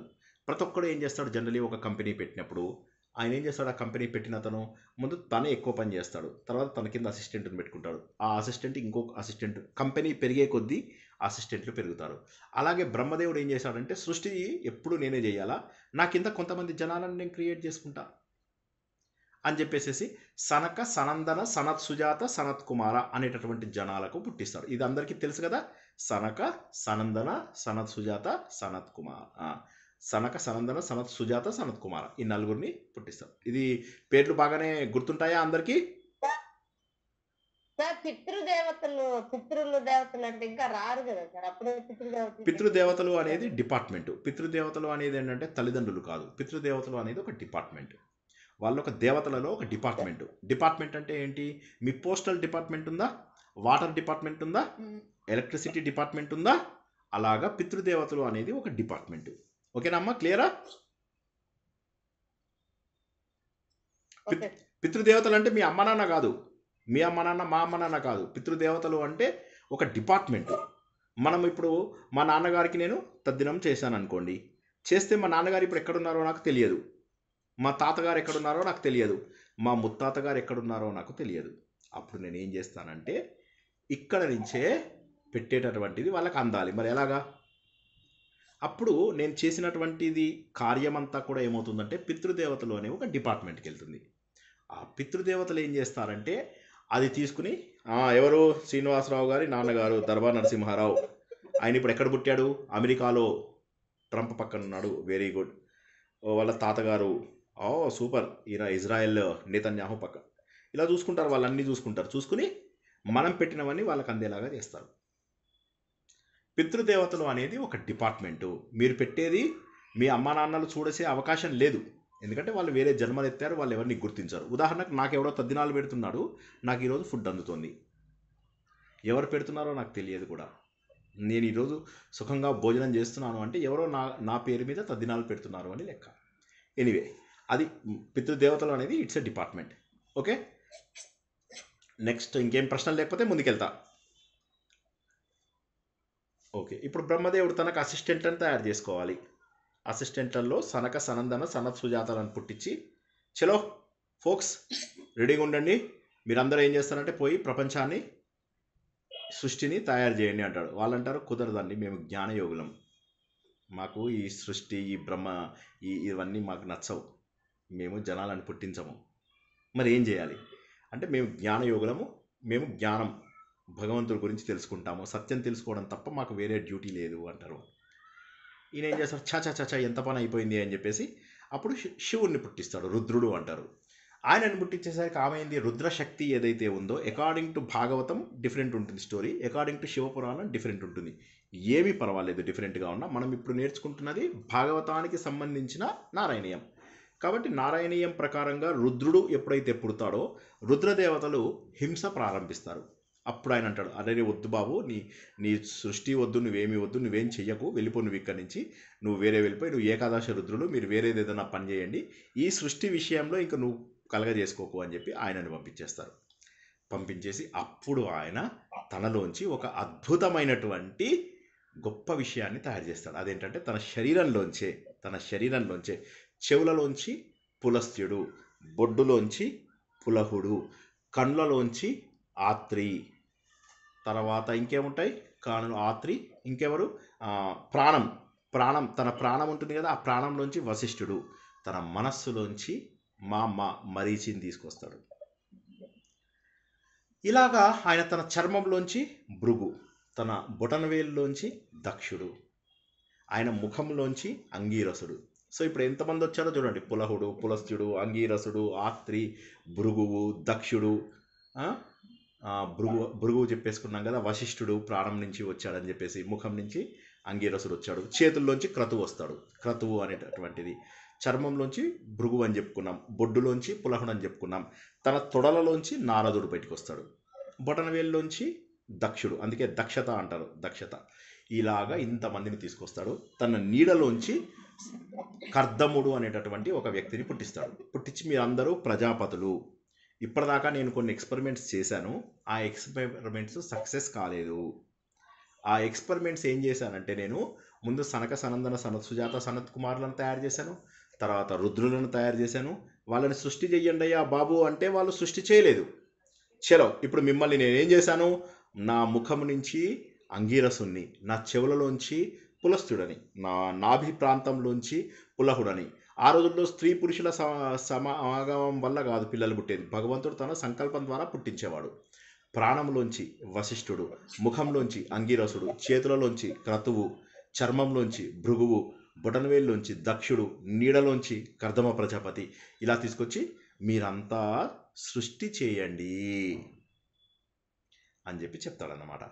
చెప్పగానే అప్పుడు వాళ్ళు ఓకే మేమే సృష్టి చేస్తామంటారు. ఇప్పుడు వీళ్ళందరూనే సృష్టి చేస్తారు. దక్ష ప్రజాపతికి మళ్ళీ బోల్డ్ అంతమంది భార్యలు ఉంటారు, ఆయనకు బోల్డ్ అంతమంది పిల్లలు ఉంటారు. అలాగే ఇంకొక కుమారుడు కూడా ఉంటాడు ఈ బ్రహ్మదేవుడికి, ఆయన పేరు ధర్ముడు. ఆయనకి మళ్ళీ భార్య పిల్లలు. అలాగే మళ్ళీ అరుంధతేమో వశిష్ఠుడికి భార్య. ఇలా ఒక్కొక్కళ్ళు ఒక్కొక్క చాలామంది ఉంటారు. భృగువుకేమో ఖ్యాతి అని ఒక ఆవిడ ఉంటుంది. ఆ తర్వాత ఈయన ఖ్యాతి భృగువు. ఇలా ఒక్కొక్కరికి ఒక్కొక్క భార్య. పులహుడికేమో గతి అని ఒక ఆవిడ ఉంటుంది. ఇంకా ఏమున్నారు, ఎవరెవరి పేర్లు చెప్పామో ఆత్రి చెప్పుకున్నాం కదా, ఆత్రి చెప్పుకోలే, అనసూయ. అత్రికి అనసూయ అనేటటువంటి ఒక ఆవిడ. ఇలాగ ఏంటంటే రకరకాల ఇది మొత్తం మీద వీళ్ళందరికీ పుట్టినటువంటి పిల్లలందరూ ఎవరికి అంటే తర్వాత మనకు తెలుస్తుంది. స్వయంభూ మనువు అని ఒకరిని సృష్టిస్తారు. ఆయన దేవహూతి అని ఆయనకు పుట్టిన పిల్లలందరినీ వీళ్ళందరికీ ఇచ్చి పెళ్లి చేస్తారు. చేసి ఇంకా మీరు ఇప్పటి నుంచి సంగమం ద్వారా మీరు ఈ ప్రపంచంలో సృష్టిని తయారు చేయండి అని చెప్పి సృష్టి రహస్యాన్ని ఇక్కడికి ఆపుతారు. ఇంతవరకు మీకు అర్థమైందా లేదా చెప్పండి. ఈ విషయం అర్థమైందా లేదా? ముందేం చేశారు ఆయన? దేవతలని వాటిని వీటిని అందరినీ సృష్టించాడు. ఇప్పుడు మనుషులను సృష్టించాలి, ప్రజాపతులను సృష్టించాడు. అయ్యో నా వాయిస్ వినిపించట్లేదా? మీ వాయిస్ చక్కగా మాకు వినిపిస్తుంది సార్, బాగుంది. ఇంకెవరికైనా వినపడట్లేదమ్మా సార్ వాయిస్? ఇంకా వినపడని వాళ్ళు ఎవరు చెప్పండి? అయితే మీ నెట్వర్క్ బాగాలేదేమోనండి, ఒక్కసారి లాగౌట్ అయ్యారండి. ఇంకా నెక్స్ట్ ఇంకేమన్నా ప్రశ్నలు ఉన్నాయి? మేడం వినిపిస్తుంది మేడం, బాగా వినిపిస్తుంది కదా, మాకు బాగుందండి క్లియర్ గా.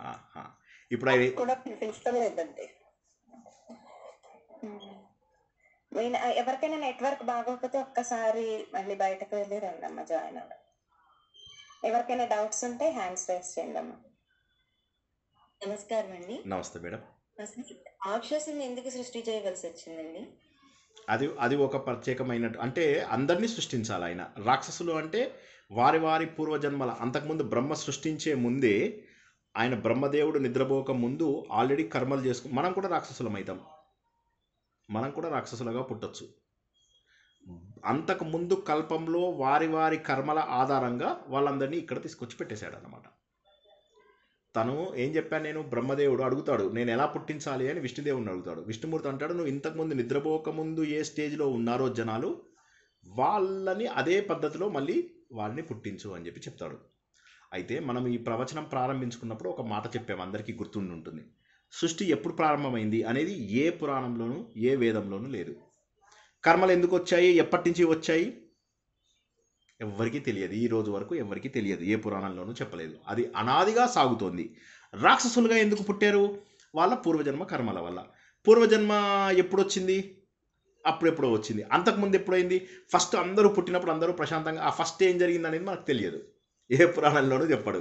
వారి వారి కర్మానుసారంగా మనుషులు దేవతలుగాను, రాక్షసులుగాను, పశువులుగాను, జంతువులుగాను, తర్వాత జలచరాలుగాను, ఖేచరాలుగాను, చెట్లు చేమలుగాను, గడ్డిపోచలుగాను పుడతారు. అలాగా వారి వారి కర్మల బట్టి వారు అక్కడ పుట్టారన్నమాట. జై శ్రీకృష్ణ. చెప్పండి. హరే కృష్ణ. ప్రజాపతుల భార్యలు స్త్రీలు కదండి, వాళ్ళని ఎవరు సృష్టించారు? అది చెప్తాను ఇప్పుడు మీకు ప్రజాపతులు అర్థమైపోయారా? ఫస్ట్ చెప్పండి. ఇంకా అర్థం కాని వాళ్ళు ఎవరైనా అడగండి.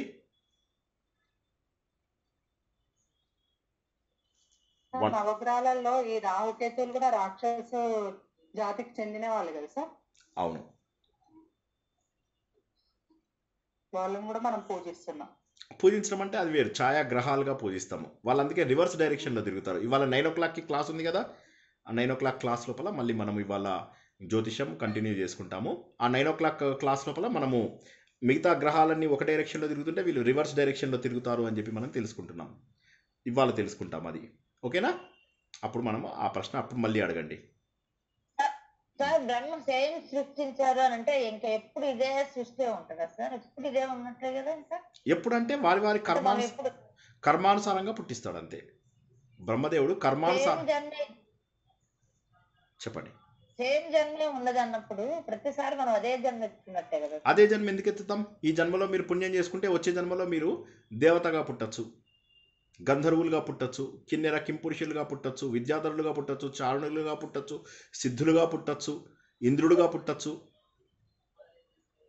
కదా. మనం ప్రతి జన్మలో మనుషులుగా పుడతామని లేదు. మనము మంచి చేయకుండా చెడు చేసుకున్నట్లయితే అప్పుడు ఏమవుతుంది, మనకు గడ్డిపోచగాను, ఈగగాను, దోమగాను కూడా పుట్టే అవకాశం ఉంది. ఓకేనా? Okay sir. ఎలా అయినా పుట్టచ్చు. సార్ అల్లక్క సార్, మనం కర్మలు చేస్తున్నాం కాబట్టి మనకి సేమ్ జన్మ రాదు. బ్రహ్మ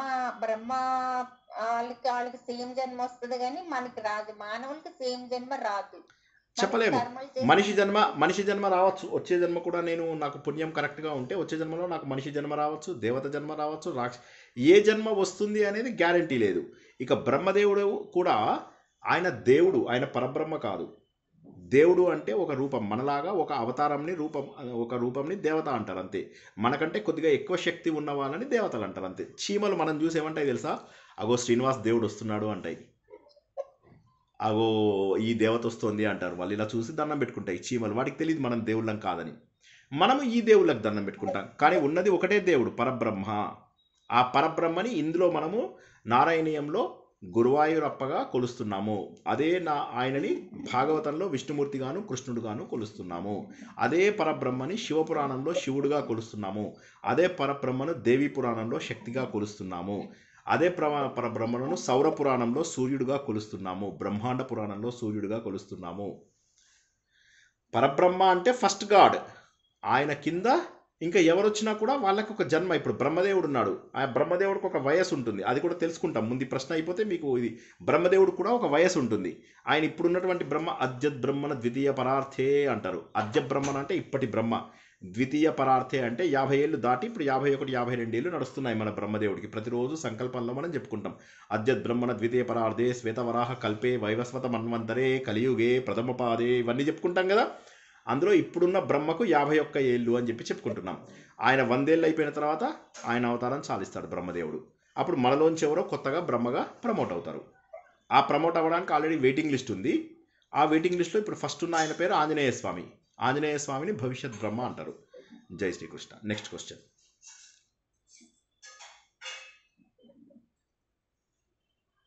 ఓకే, సో ఇప్పుడు చెప్పండి. మానవ జన్మ ఎత్తాక ఆత్మజ్ఞానం తెలుసుకోవాలి. ఆత్మజ్ఞానం తెలుసుకున్న తర్వాత అంటే తెలుసుకోవడానికే మనం పుట్టాము. భగవంతుడు సృష్టించిన దానికి ఆత్మజ్ఞానం భగవద్గీతలో చెప్పినట్టు మళ్ళీ మనం కూడా దాన్ని సార్థకత చేసుకోవడానికి మళ్ళీ మానవ జన్మ వస్తుంది కరెక్ట్ గా అని చెప్పారు కదా సార్. మరి ఆత్మజ్ఞానం తెలుసుకోవడానికి మన సద్గురు దగ్గరికి వెళ్ళాలి కదా. సద్భావాన్ని, సద్గుణాన్ని, దైవీ సంపత్తి అన్ని గుణాలు మనలో ఉంటేనే కానీ సద్గురు తనంతట తానే భగవంతుడు పంపిస్తాడని చెప్పారు. మన కర్మలు అన్ని కూడా ఫలితార్పించకుండా నిష్కామంగా చేసుకుంటూ వెళ్ళాలి. నీకే సమర్పణ, నీకే శరణాగతి చేసుకుంటూ వెళ్ళాలని అన్నారు కదా సార్. మరి నారాయణంలో అంటే ఏదైనా అంత భాగవతంలో చెప్పేది తప్పు ఆత్మజ్ఞానం గురించే కాబట్టి దాన్ని ఇంకొంచెం ఎక్స్ప్లెయిన్ చేయండి సార్. ఎలా జీవితాన్ని మనం ముందుకు ఉంటే వెళ్ళాలి. ప్రతిరోజు ప్రతిదీ ఆయనకి అర్పించి మనం ఆధ్యాత్మిక సాధనలో ఎలా వెళ్ళాలి చెప్పండి సార్. ముందు మీరు అడిగిన దాంట్లో ఒకే ఒక ప్రశ్నకు సమాధానం చెప్తాను, మిగతావన్నీ ప్రస్తుతానికి అప్రస్తుతం. మొదటిది మాట్లాడిందంతా వినిపించిందండి. ఇప్పుడు నేను మాట్లాడేది వినిపించట్లేదా? వినిపిస్తుంది, మీరు మాట్లాడింది వినిపించట్లేదండి. మీరు కావాలని నన్ను మ్యూట్లో పెట్టుంటారు అంతే. నా పేరు మీద క్లిక్ చేసి వాల్యూమ్ పెంచండి. ఎవరైనా చెప్పండి. నా పేరు మీద క్లిక్ చేసి వాల్యూమ్ పెంచండి. Click on my name. ఆవిడకి చెప్పండి ఎవరైనా. నా పేరు మీద క్లిక్ చేసి రైట్ క్లిక్ చేసి వాల్యూమ్ స్పీకర్ వస్తుంది. క్లిక్ చేసి పేరు మీద క్లిక్ చేస్తే స్పీకర్ కనిపిస్తుంది. ఇది స్పీకర్ బొమ్మ కనిపిస్తుంది. దాన్ని బ్లూ కలర్ బార్ లాగా ఉంటది. దాన్ని పెంచితే మీకు 200% వాల్యూమ్ కూడా వస్తుంది. యాక్చువల్ గా జనరల్ గా మీద సెర్చ్ చేసినప్పుడు నాకు నాయిస్ సపరేషన్ లోను షేర్ స్క్రీన్ ఆడియో ఇవే వస్తున్నాయి. మీరు రైట్ క్లిక్ కొట్టాలి. నా పేరు మీద రైట్ క్లిక్ కొడితే ఒక స్పీకర్ బొమ్మ కనిపిస్తుంది, వాల్యూమ్ బొమ్మ. చెప్పండి అది వారికి. ఇది వచ్చిందండి. చేసినట్టున్నాను. అది అమ్మయ్య అమ్మయ్య చేస్తున్నట్టున్నానండి. అది నేను అన్నాను, నాకు తెలుసు. చాలా మంది చేస్తున్నారు ఈ మధ్య, ఎందుకో తెలియదు మరి. యాక్చువల్గా నేను మాట్లాడుతుంటే మా అపార్ట్మెంట్లో అందరూ వింటున్నారు. మా అపార్ట్మెంట్లో 117 అపార్ట్మెంట్లు, 400 మంది ఉన్నారు. అందరూ వచ్చేసి సార్ మీరు గట్టిగా మాట్లాడుతున్నారు అన్నారు. నా గొంతు వినిపించట్లేదు అన్నది ఫస్ట్ టైం మీరే. సో మీకు రికార్డు, మీకు ప్రైజ్ ఇచ్చేస్తాం మేము. Okay, wonderful. ఇప్పుడు మనము ఆవిడ అడిగిన దాంట్లో ఒకటే ప్రశ్నకు సమాధానం తెలుసుకుందాము. ఇక మిగతావి మనము యాజ్ వి గో మనం తెలుసుకుందాం. ముందుగా మనకు సద్గురువు అవసరమా? సద్గురువు ఒక్కడి ప్రపంచంలో, ఆయన శ్రీకృష్ణ పరమాత్మ. ఇంకా వేరే గురువులు అవసరమా? అవసరం లేదు. డబ్బు తీసుకునే ఏ గురువు అవసరం లేదు. మన డబ్బుతో, మంది సొమ్ముతో, మా తెలంగాణలో చెప్తారు, మంది సొమ్ముతో మంగళహారతి పాడే ఏ వ్యక్తి కూడా గురువు కాదు. మఠములు, పీఠములు గురువుగా వారిని వారు భావించేవారు గురువులు కాదు. నేను గురువుని కాదు, నేను శిష్యుని కాదు, నేను తల్లిని కాదు, నేను తండ్రిని కాదు, నేను బంధువుని కాదు, నేను శరీరాన్ని కాదు, నేను మనసుని కాదు, నేను బుద్ధిని కాదు, నేనేమీ కాదు. చిదానంద రూపం శివోహం శివోహం న భూమిర్నతోయం. విన్నారా పాట? దాన్ని నిర్వాణ దశకం అంటారు. అది విన్నప్పుడు ఏమర్థమవుతుందంటే, మన లోపల భగవంతుడున్నాడు. ఆ భగవంతుడిని తెలుసుకోవడానికి భగవంతుడు శ్రీకృష్ణ పరబ్రహ్మకు మించినటువంటి గురువు అవసరం లేదు. గురువు తప్ప ఇంకెవరూ అవసరం లేదు. ఆ గురువును మనం దృష్టిలో పెట్టుకుని దానికి తగ్గటువంటి సాధన చేస్తే భాగవతంలో కానీ వేరే పురాణాలలో కానీ ఇప్పుడు మనందరము నేర్చుకుంటున్నాం. ప్రతిరోజు ఋగ్వేదం నేర్చుకుంటున్నాం.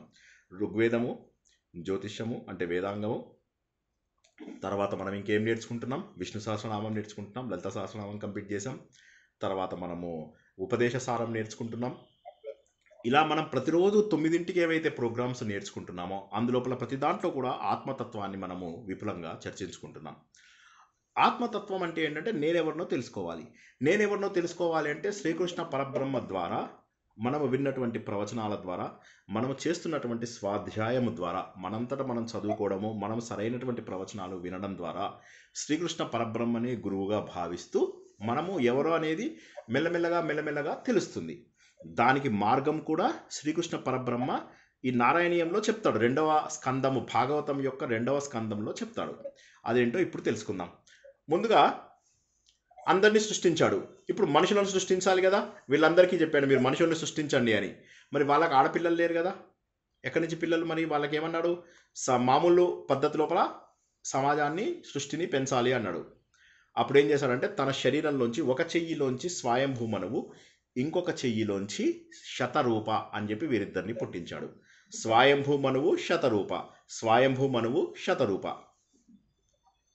ఓకే, ఈ స్వయంభూమనువు శతరూప అని ఎవరైతే ఉన్నారో ఆ స్వయంభూమనువు శతరూపాలలో మనువు అని ఎవరైతే ఉన్నారో అతను మ్యాన్ అని అంటాము. మనువుని ఇంగ్లీష్ లోపల ఏమంటాము? మ్యాన్ అంటాము. ఈ మ్యాన్ అనేట అతను 7 ఉంటారు. స్వయంభూమనువు, స్వారోచేస మనువు, ఉత్తముడు, తామసుడు, చాక్షసుడు, తర్వాత ఇప్పుడున్నటువంటిది వైవస్వతుడు. ప్రస్తుతానికి మనం ఎందులో ఉన్నామో వైవస్వత మన్వంతరే కలియుగే అని ఉన్నామన్నమాట. సో కాబట్టి ఇప్పుడు మనం ఉన్నటువంటి దాన్ని వైవస్వత మన్వంతరము అంటాము. మొట్టమొదట వచ్చిన తన పేరు స్వయంభూ మనువు. అతడు బ్రహ్మ యొక్క ఒక చెయ్యిలోంచి ఆయన, ఇంకొక చెయ్యిలోంచి శతరూప. వీరిద్దరికీ వివాహం జరిపిస్తాడు. జరిపించి సృష్టి చేయండి అంటాడు. వారికి పుట్టినటువంటి పిల్లలలో ఒక కూతురు ఉంటుందన్నమాట. ఆవిడ పేరు దేవహూతి. ఈ దేవహూతిని తన నీడలోంచి పుట్టిన కర్దమ ప్రజాపతికి ఇచ్చి పెళ్లి చేస్తారు. ఇది మనం తర్వాత ఇంకా విపులంగా తెలుసుకుంటాము. ప్రస్తుతానికి స్వయంభూమనువు శతరూపాల యొక్క కూతురు 5 పిల్లలు, అందులో ఒక కూతురు పేరు దేవహూతి. ఈ దేవహూతిని బ్రహ్మదేవుడి యొక్క నీడలోంచి పుట్టిన కర్దమ ప్రజాపతి అని ఆయనకిచ్చి పెళ్లి చేస్తారు. ఆ కర్దమ ప్రజాపతికి పుట్టినటువంటి ఆడపిల్లలందరూ ఎవరైతే ఉంటారో వారందరినీ ఈ 10 మందిలో 9 మంది పెళ్లి చేసుకుంటారు. నారదుడు తప్ప మిగతా వాళ్ళందరూ పెళ్లి చేసుకుంటాడు. దక్షుడు, తర్వాత ఇందాక మన ఆత్రి, అనసూయ, వశిష్ఠుడు, అరుంధతి, అవునా, తర్వాత ఇలాంటివన్నీ ఖ్యాతి, భృగువు, ఇవన్నీ తెలుసుకున్నాం కదా. ఆ పిల్లలందరూ కూడా ఎవరి పిల్లలు? స్వయంభూ మనువు యొక్క కూతురు అల్లుడు అయినటువంటి కర్దముడు వారి పిల్లలు. ఆ 9 మందిని 9 మంది ప్రజాపతులకు ఇచ్చి పెళ్లి చేస్తారు. 10వ వాడైన నారదుడు పెళ్లి చేసుకోడు. ఆయనకే ఒక కుమారుడు జన్మిస్తాడు. ఎవరికి? కర్దమ ప్రజాపతి దేవహూతికి మధ్య ఒక కుమారుడు జన్మిస్తాడు. ఆయన పేరు కపిలుడు. ఆయననే విష్ణుమూర్తి యొక్క అవతారము. అది ప్లస్. ఇక్కడ ఒకసారి ఎవరికైనా డౌట్ ఉంటే అడగండి, తర్వాత మళ్ళీ మనం ముందుకెళ్దాం. ఇంకా పావు గంటే ఉంది, నేను వేరే ప్రవచనంకి వెళ్ళాలి. అంత లోపల ప్రశ్న అడగండి.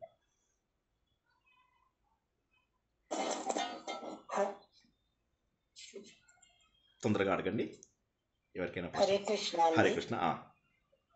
నమస్తే అండి. నమస్తే మేడం. ఇప్పుడు చెప్పండి. మళ్ళీ అంటే మనం చేసిన కర్మలను బట్టి జన్మ వస్తుంది. జన్మ ఉంటది Correct. అని అన్నారు. ఓకే. కరెక్ట్. కానీ కొన్ని చూడండి, కొన్ని మరణాలకి వీళ్ళకి ఇంకా జన్మ ఉండదు, వీళ్ళు జన్మరాహిత్యము, వీళ్ళు ఈ రోజు ఇలాగా మరణించారు అని కూడా అంటారు కదా, అది ఎంతవరకు అండి? ఉత్తరాయణంలో అంటే వాళ్ళ కర్మానుసారంగానే అందులోపల మరణించారు. వారి కర్మానుసారంగానే ఉత్తరాయణంలో మరణించారు అంటారనమాట. వాళ్ళకి వాళ్ళ పాపముల పుణ్యముల చిట్టా తీరిపోయింది. పాపముల పుణ్యముల చిట్టా తీరిపోతే వాళ్ళు ఉత్తరాయణ కాలంలో మరణించారు అని చెప్పేసి చెప్తారు. అది కూడా కర్మానుసారం. అది కూడా కర్మానుసారం. ఓకే అండి. నమస్తే అండి. నమస్తే. అర్జునుడు కపిలుడు ఇద్దరండి అబ్బాయిలు వాళ్ళకి. కపిలుడు ఒక్కడే కొడుకు. మరి నారదుడు కూడా అంటున్నారు. నారదుడు 10 మందిలో ఒకడు. బ్రహ్మదేవుడికి పుట్టిన 10 మంది, ఫస్ట్ బ్రహ్మదేవుడికి 10 మంది పిల్లలు పుట్టారని తెలుసుకున్నామా? ఆత్రి, అంగిరసుడు, పులహుడు, పులస్త్యుడు, నారదుడు, దక్షుడు, వీళ్ళందరూ బ్రహ్మదేవుడి పిల్లలు. ఈ 10 మంది. ఈ 10 మంది లోపల 9 మందికి పెళ్లిళ్ళు అయ్యాయి. నారదుడు పెళ్లి చేసుకోడు. ఈ 9 మందికి పెళ్లి చేసుకోవాలంటే ఆడపిల్లలు కావాలి. ఆడపిల్లలు ఎక్కడి నుంచి వస్తారు అంటే బ్రహ్మదేవుడి నీడలోంచి కర్దమ ప్రజాపతి వస్తాడు. ఆయన చేతుల్లోంచి మొట్టమొదటి మనిషి, ఆయనని మ్యాన్ అంటారు. స్వయంభూ మనువు అంటారు. మనువు అంటే మ్యాన్. ఆ మ్యాను ఆయన భార్య అయిన శతరూప, వీరిద్దరి కూతురు దేవహూతి. ఆ దేవహూతి ఈ కర్దమ ప్రజాపతి, వీరిద్దరికి పుట్టినటువంటి 9 మంది ఆడపిల్లల్ని 9 మంది పెళ్లి చేసుకుంటారు. నారదుడు పెళ్లి చేసుకోడు. వాళ్ళకే ఒక కొడుకు కూడా పుడతాడు. ఆయననే విష్ణుమూర్తి అవతారమైనటువంటి కపిలుడు. అర్థమైంది. రాధాకృష్ణ గురువు గారు చెప్పండి. జై శ్రీ అంటే కృష్ణ. బ్రహ్మ మనవడు అవుతారండి విష్ణుమూర్తి. విష్ణుమూర్తి అంటే కపిలుడు అవతారం ప్రకారం ఎస్, అవును. భగవంతుడు తనే అనేక రూపాలు ఎత్తుతాడు. ఒక భగవంతుడు ఎవరైతే ఉన్నారో ఆయన అనేక రూపాలు ఎత్తుతాడు. ఆత్రియకు కూడా ఆయన కశ్యపుడికి తర్వాత ఆమెకి పుడతాడు కదా, అబ్బా అదితికి పుడతాడు కదా వామనుడిలాగా. అలాగే ఆయన యశోద తర్వాత వసుదేవుడు దేవకీదేవికి పుట్టాడు కదా. అలా భగవంతుడు అవతారం ఎత్తుతాడు అంతే. తను పూర్తి స్థాయిలో దిగడు. కొంత ఒక అంశగా ఎత్తుతాడు. అవసరాన్ని బట్టి ఒక రూపాన్ని ధరిస్తాడు అంతే. అలాంటి రూపమే కపిల రూపం. రాధాకృష్ణ గారు, ఒక చిన్న డౌట్ అండి, ఇది అడగచ్చో లేదో తెలీదు. మీ ప్రవచనం వింటూ ఉంటే నాకు కొత్తగా క్వశ్చన్స్ అనేవి వేసుకుంటున్నాయి. చెప్పండి. అది ఆడపిల్లలు ఉన్న వాళ్ళ ఇంట్లో ఇంకా వాళ్ళకి ఏదైనా కర్మ అంటే ఈ కర్మ అనేది చేయడానికి కూతురు పిల్లలు గాని అట్లా తీసుకోవచ్చు అంటారా? ఇది ఉత్తరాయణ కాలం అని చెప్పని కొంతమంది పెద్దలు ఇది చాలా పుణ్యకాలం అని చెప్పని చెప్తూ ఉంటారు కదా. ఎవరికైనా కూడా కర్మలు చేయవలసిందే, పితృకార్యాలు చేయవలసిందే. పితృకార్యాలు స్త్రీలు చేయకపోయినా వాళ్ళ పిల్లలు కానీ మగవాళ్ళు కానీ లేదా ఒక బ్రాహ్మణుడితో చేయించడం కానీ చేయించవచ్చు, తప్పలేదు. చేయించాలి. ఏ కాలంలో ఉత్తరాయణంలో మరణించినా దక్షిణాయనంలో మరణించినా వారి కోసం కాదు, మన కోసం చేయాలి. అవి పితృదేవతల కోసం చేసే కార్యములను పితృ యజ్ఞములు అంటారు, పితృమేధము అంటారు, అశ్వమేధము పితృమేధము అంటారు. అది తప్పనిసరిగా ప్రతి ఒక్కరి బాధ్యత. జై శ్రీకృష్ణ. దీంట్లోనే చిన్న డౌట్ సార్. ఆడపిల్లలు వాళ్ళ చేత చేయించవచ్చు అని అన్నారు, అంటే ఆడపిల్లలు చెయ్యకూడదా? వాళ్ళు ఇది చేయొచ్చు, అంత్యక్రియలు చేయవచ్చు, కానీ ఇది చేయడానికి వేరే పద్ధతి ఉంటుంది దానికి. అంటే ఈ కార్యక్రమాలు ఏవైతే ఉంటాయో, ఏమంటారు, ఈ శ్రాద్ధ కార్యక్రమాలు ఏవైతే ఉంటాయో అవి మగవాళ్ళు చేసే కార్యక్రమాలు. సో అల్లుడు చేయొచ్చు. అంటే అంత్యక్రియ చేయొచ్చు. అంత్యక్రియలు ఎవరు లేకపోతే ఆడవాళ్ళు చేయొచ్చు, తప్పలేదు. అది అంటే నార్మలీ అది చేసిన వాళ్ళే మిగతాయి కూడా చేస్తారన్న కాన్సెప్ట్ ఉంది కదా. ఏం లేదు, నో కాన్సెప్ట్. ఎనీవే, దానికి సంబంధించిన ప్రశ్నలు మనము ఇంకెప్పుడైనా తీసుకుందాం. మనము దీనికి ఇవాళ చెప్పుకున్నటువంటి నారాయణీయంలో ఇంకొక 2-3 చిన్న చిన్నవి మిగిలాయి, అవి చెప్పుకుందాం క్విక్గా. 10 నిమిషాలు టైం ఉంది. తర్వాత అందరూ కూడా వెంటనే అది జ్యోతిష్యం క్లాస్లో జాయిన్ అయిపోండి. ఎవరెవరైతే ఉన్నారో వారు ఆల్రెడీ అటెండ్ అవుతున్న వాళ్ళు వెంటనే స్టార్ట్ చేస్తాము, ఇంకా లేట్ లేదు. మళ్ళీ నేను తర్వాత తెలుసు కదా 2 రోజుల్లో మళ్ళీ నేను కుంభమేళాకి వెళ్తున్నాను. 18 రోజుల పాటు వీలైనప్పుడు మాత్రమే నేను ప్రవచనం చెప్తాను. కాబట్టి బ్రేక్ వచ్చే ఛాన్స్ ఉంది. 9ంటికి అందులో జాయిన్ అయిపోండి. ఇది we will have a hard stop. Okay, exactly 9 o'clock కల్లా మనం ఇది కట్ చేస్తాము. ఒక్కసారి ముందు నేను చెప్పగలిగేది మొత్తం చెప్పేసి తర్వాత టైం ఉంటే ప్రశ్నలు తీసుకుందాం. ఇప్పుడు భగవంతుడు ప్రపంచంలో ఫిజిక్స్లో 2 ఉంటాయి. దాన్ని టైం అండ్ స్పేస్ అంటారు. టైము, స్పేస్ పుట్టించాడు ఇప్పుడు భగవంతుడు. మరి టైం పుట్టించాలి కదా, స్పేస్ పుట్టించాడు, టైం పుట్టించాలి. ఇప్పుడు ఆ టైంని ఎలా పుట్టించాడంటే ఆయన ఏం చేశాడంటే 4 యుగాలుగా మార్చారు.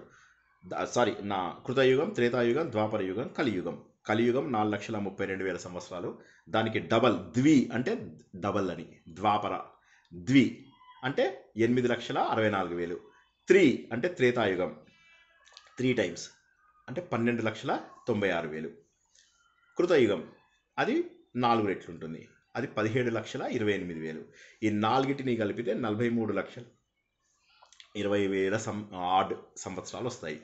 ఈ 4 యుగములను కలిపి ఒక మహాయుగము అంటారు. ఇటువంటి 1000 మహాయుగములు, ప్లీజ్ జాగ్రత్తగా వినాలి, నేను మళ్ళీ టైం లేదు. 1000 మహాయుగములు బ్రహ్మదేవుడికి ఒక పగలైపోగానే బ్రహ్మదేవుడు నిద్రపోతాడు, మంచిగా గురకబెట్టి నిద్రపోతాడు. అప్పుడు ప్రళయం వస్తుంది. మనకిప్పుడు 10 దశకాలలో మీరు ప్రళయం కూడా నేర్చుకున్నారు. కొత్త బ్యాచ్ ఎవరైతే ఉన్నారో చిన్నపిల్లలంతా 10 దశకాలు నేర్చుకున్నారు. పాత బ్యాచ్ వాళ్ళకి ముందుకెళ్ళిపోయాము. కొత్త బ్యాచ్ వాళ్ళు ఈ 10 దశకాలు కంప్లీట్ చేసుకున్న వాళ్ళు జాగ్రత్తగా అర్థం చేసుకోండి. ప్రళయం అంటే బ్రహ్మదేవుడు పడుకుంటాడు. ఎప్పుడు పడుకుంటాడు? 1000 మహాయుగముల తర్వాత. వాట్ ఈజ్ మహాయుగం? కలియుగం ప్లస్ ద్వాపరయుగం ప్లస్ త్రేతాయుగం ప్లస్ కృతయుగం. ఈ 4 యుగములు కలుపుకుంటే ఒక మహాయుగం. అటువంటివి 1000 మహాయుగాల తర్వాత ఆయన నిద్రపోతాడు. ఆయన బబ్బోగానే ఏమవుతుంది? ప్రపంచం అంతా మునిగిపోతుంది. మళ్ళీ ఆయన లేవగానే మళ్ళీ సృష్టి ప్రారంభమవుతుంది. పడుకుంటాడు, లేస్తాడు, పడుకుంటాడు, లేస్తాడు. ఒక్కరోజు అవుతుంది ఆయనకి. ఆ ఒక్క రోజుని ఒక కల్పం అంటాడు. అటువంటి 30 కల్పాలని ఆయనకు ఒక నెల అవుతుంది. అటువంటి నెలలు 12 అయితే ఆయనకు ఒక సంవత్సరం అవుతుంది.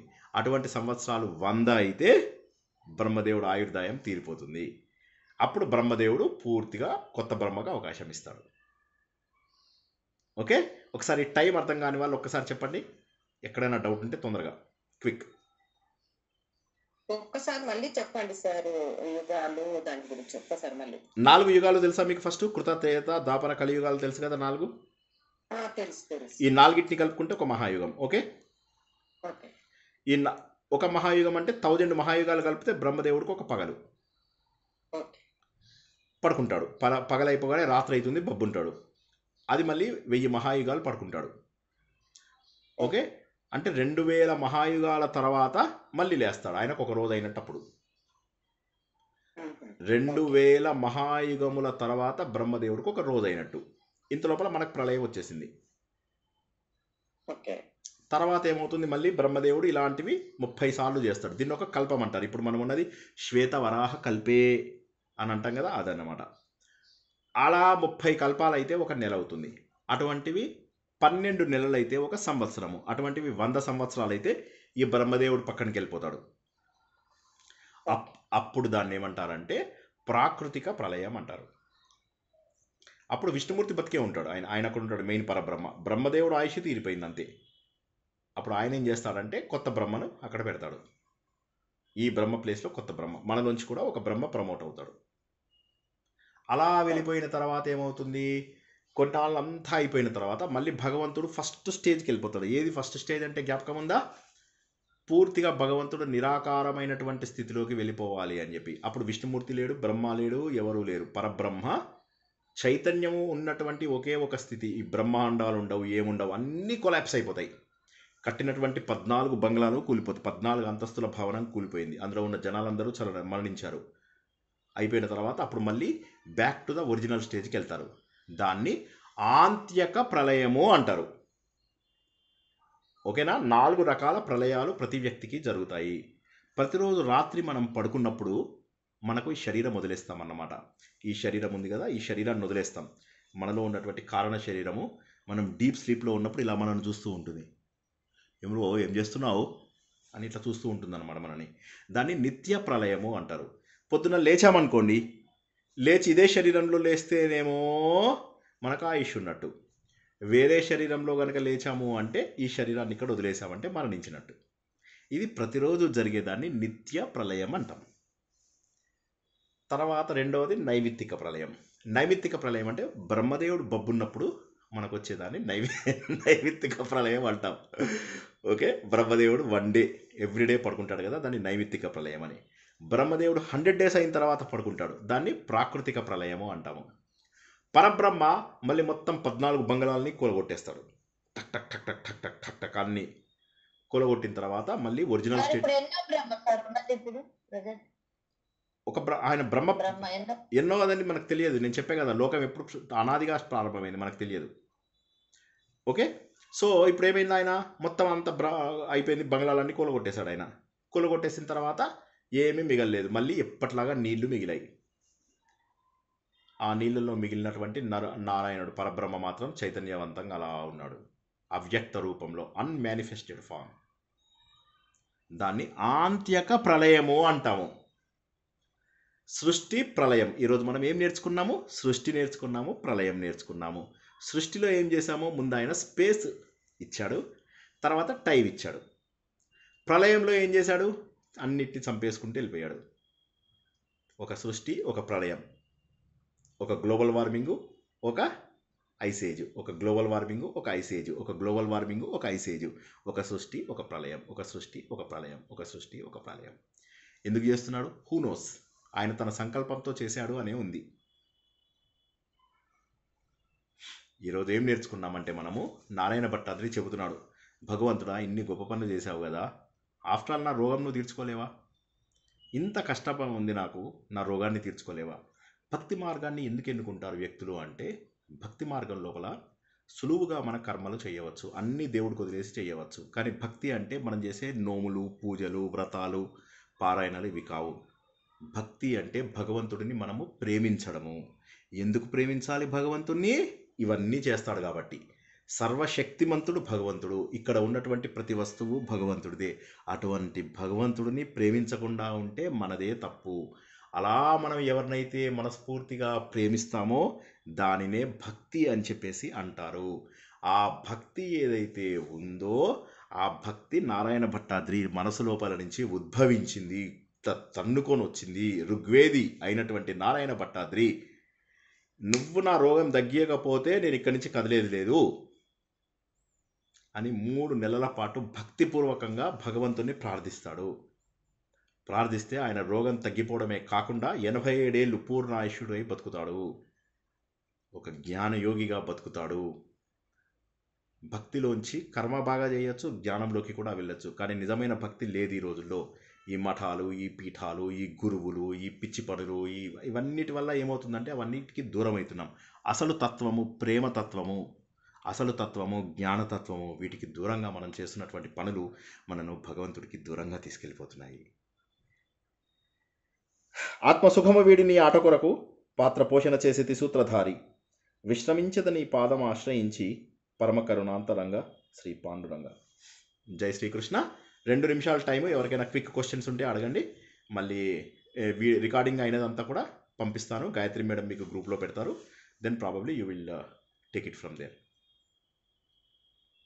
పోతే మళ్ళీ కలియుగం తర్వాత వేరే చేంజ్ అవుతుంటాను కదా సార్? అందులోకి వచ్చేసేయండి, మీరు జ్యోతిష్యం గ్రూప్లోకి జాయిన్ అయిపోండి. నేను అది ఓపెన్ చేస్తాను. ముందు ఇది ఇంకెవరికైనా ఒక 2 minutes probably we can take questions. నమస్తే గురుగారు. నమస్తే మేడం. ఇంకేంటి సార్?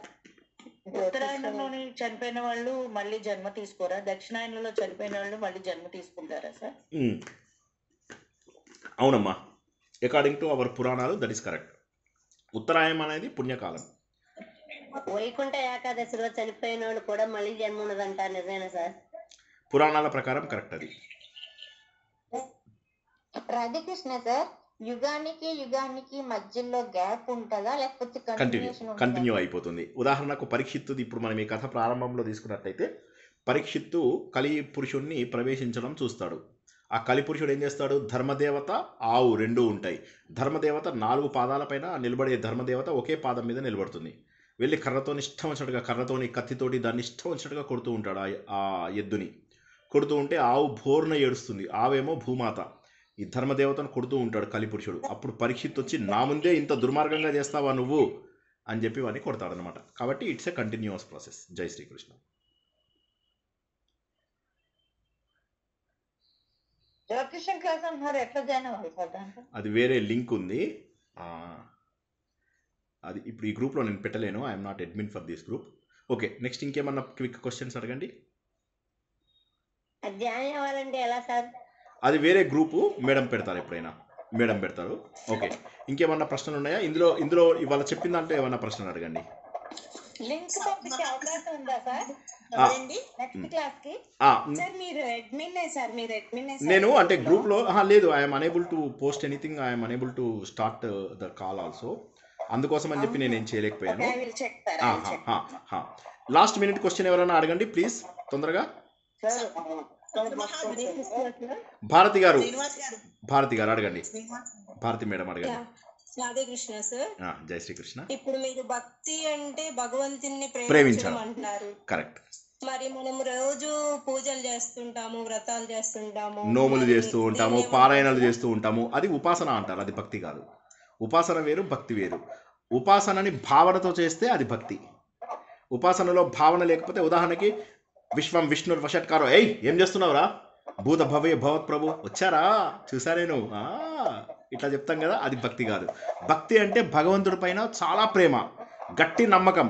పోతన, రామదాసు, సూరదాసు, తర్వాత వీళ్ళందరూ సంత జ్ఞానేశ్వరు, తుకారాము, అన్నమయ్య, వీళ్ళది భక్తి.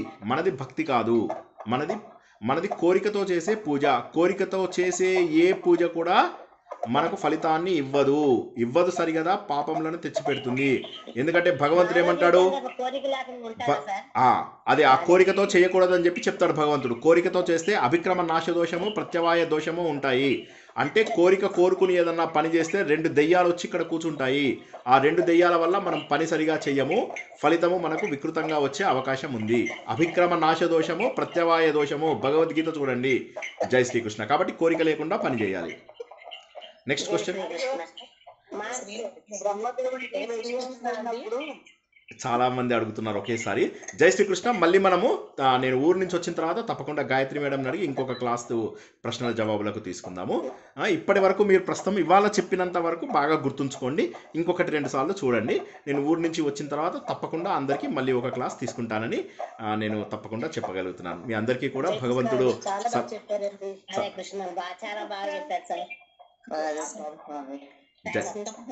నారదుడు ఇంకోళ్ళు ఎవరండి? 10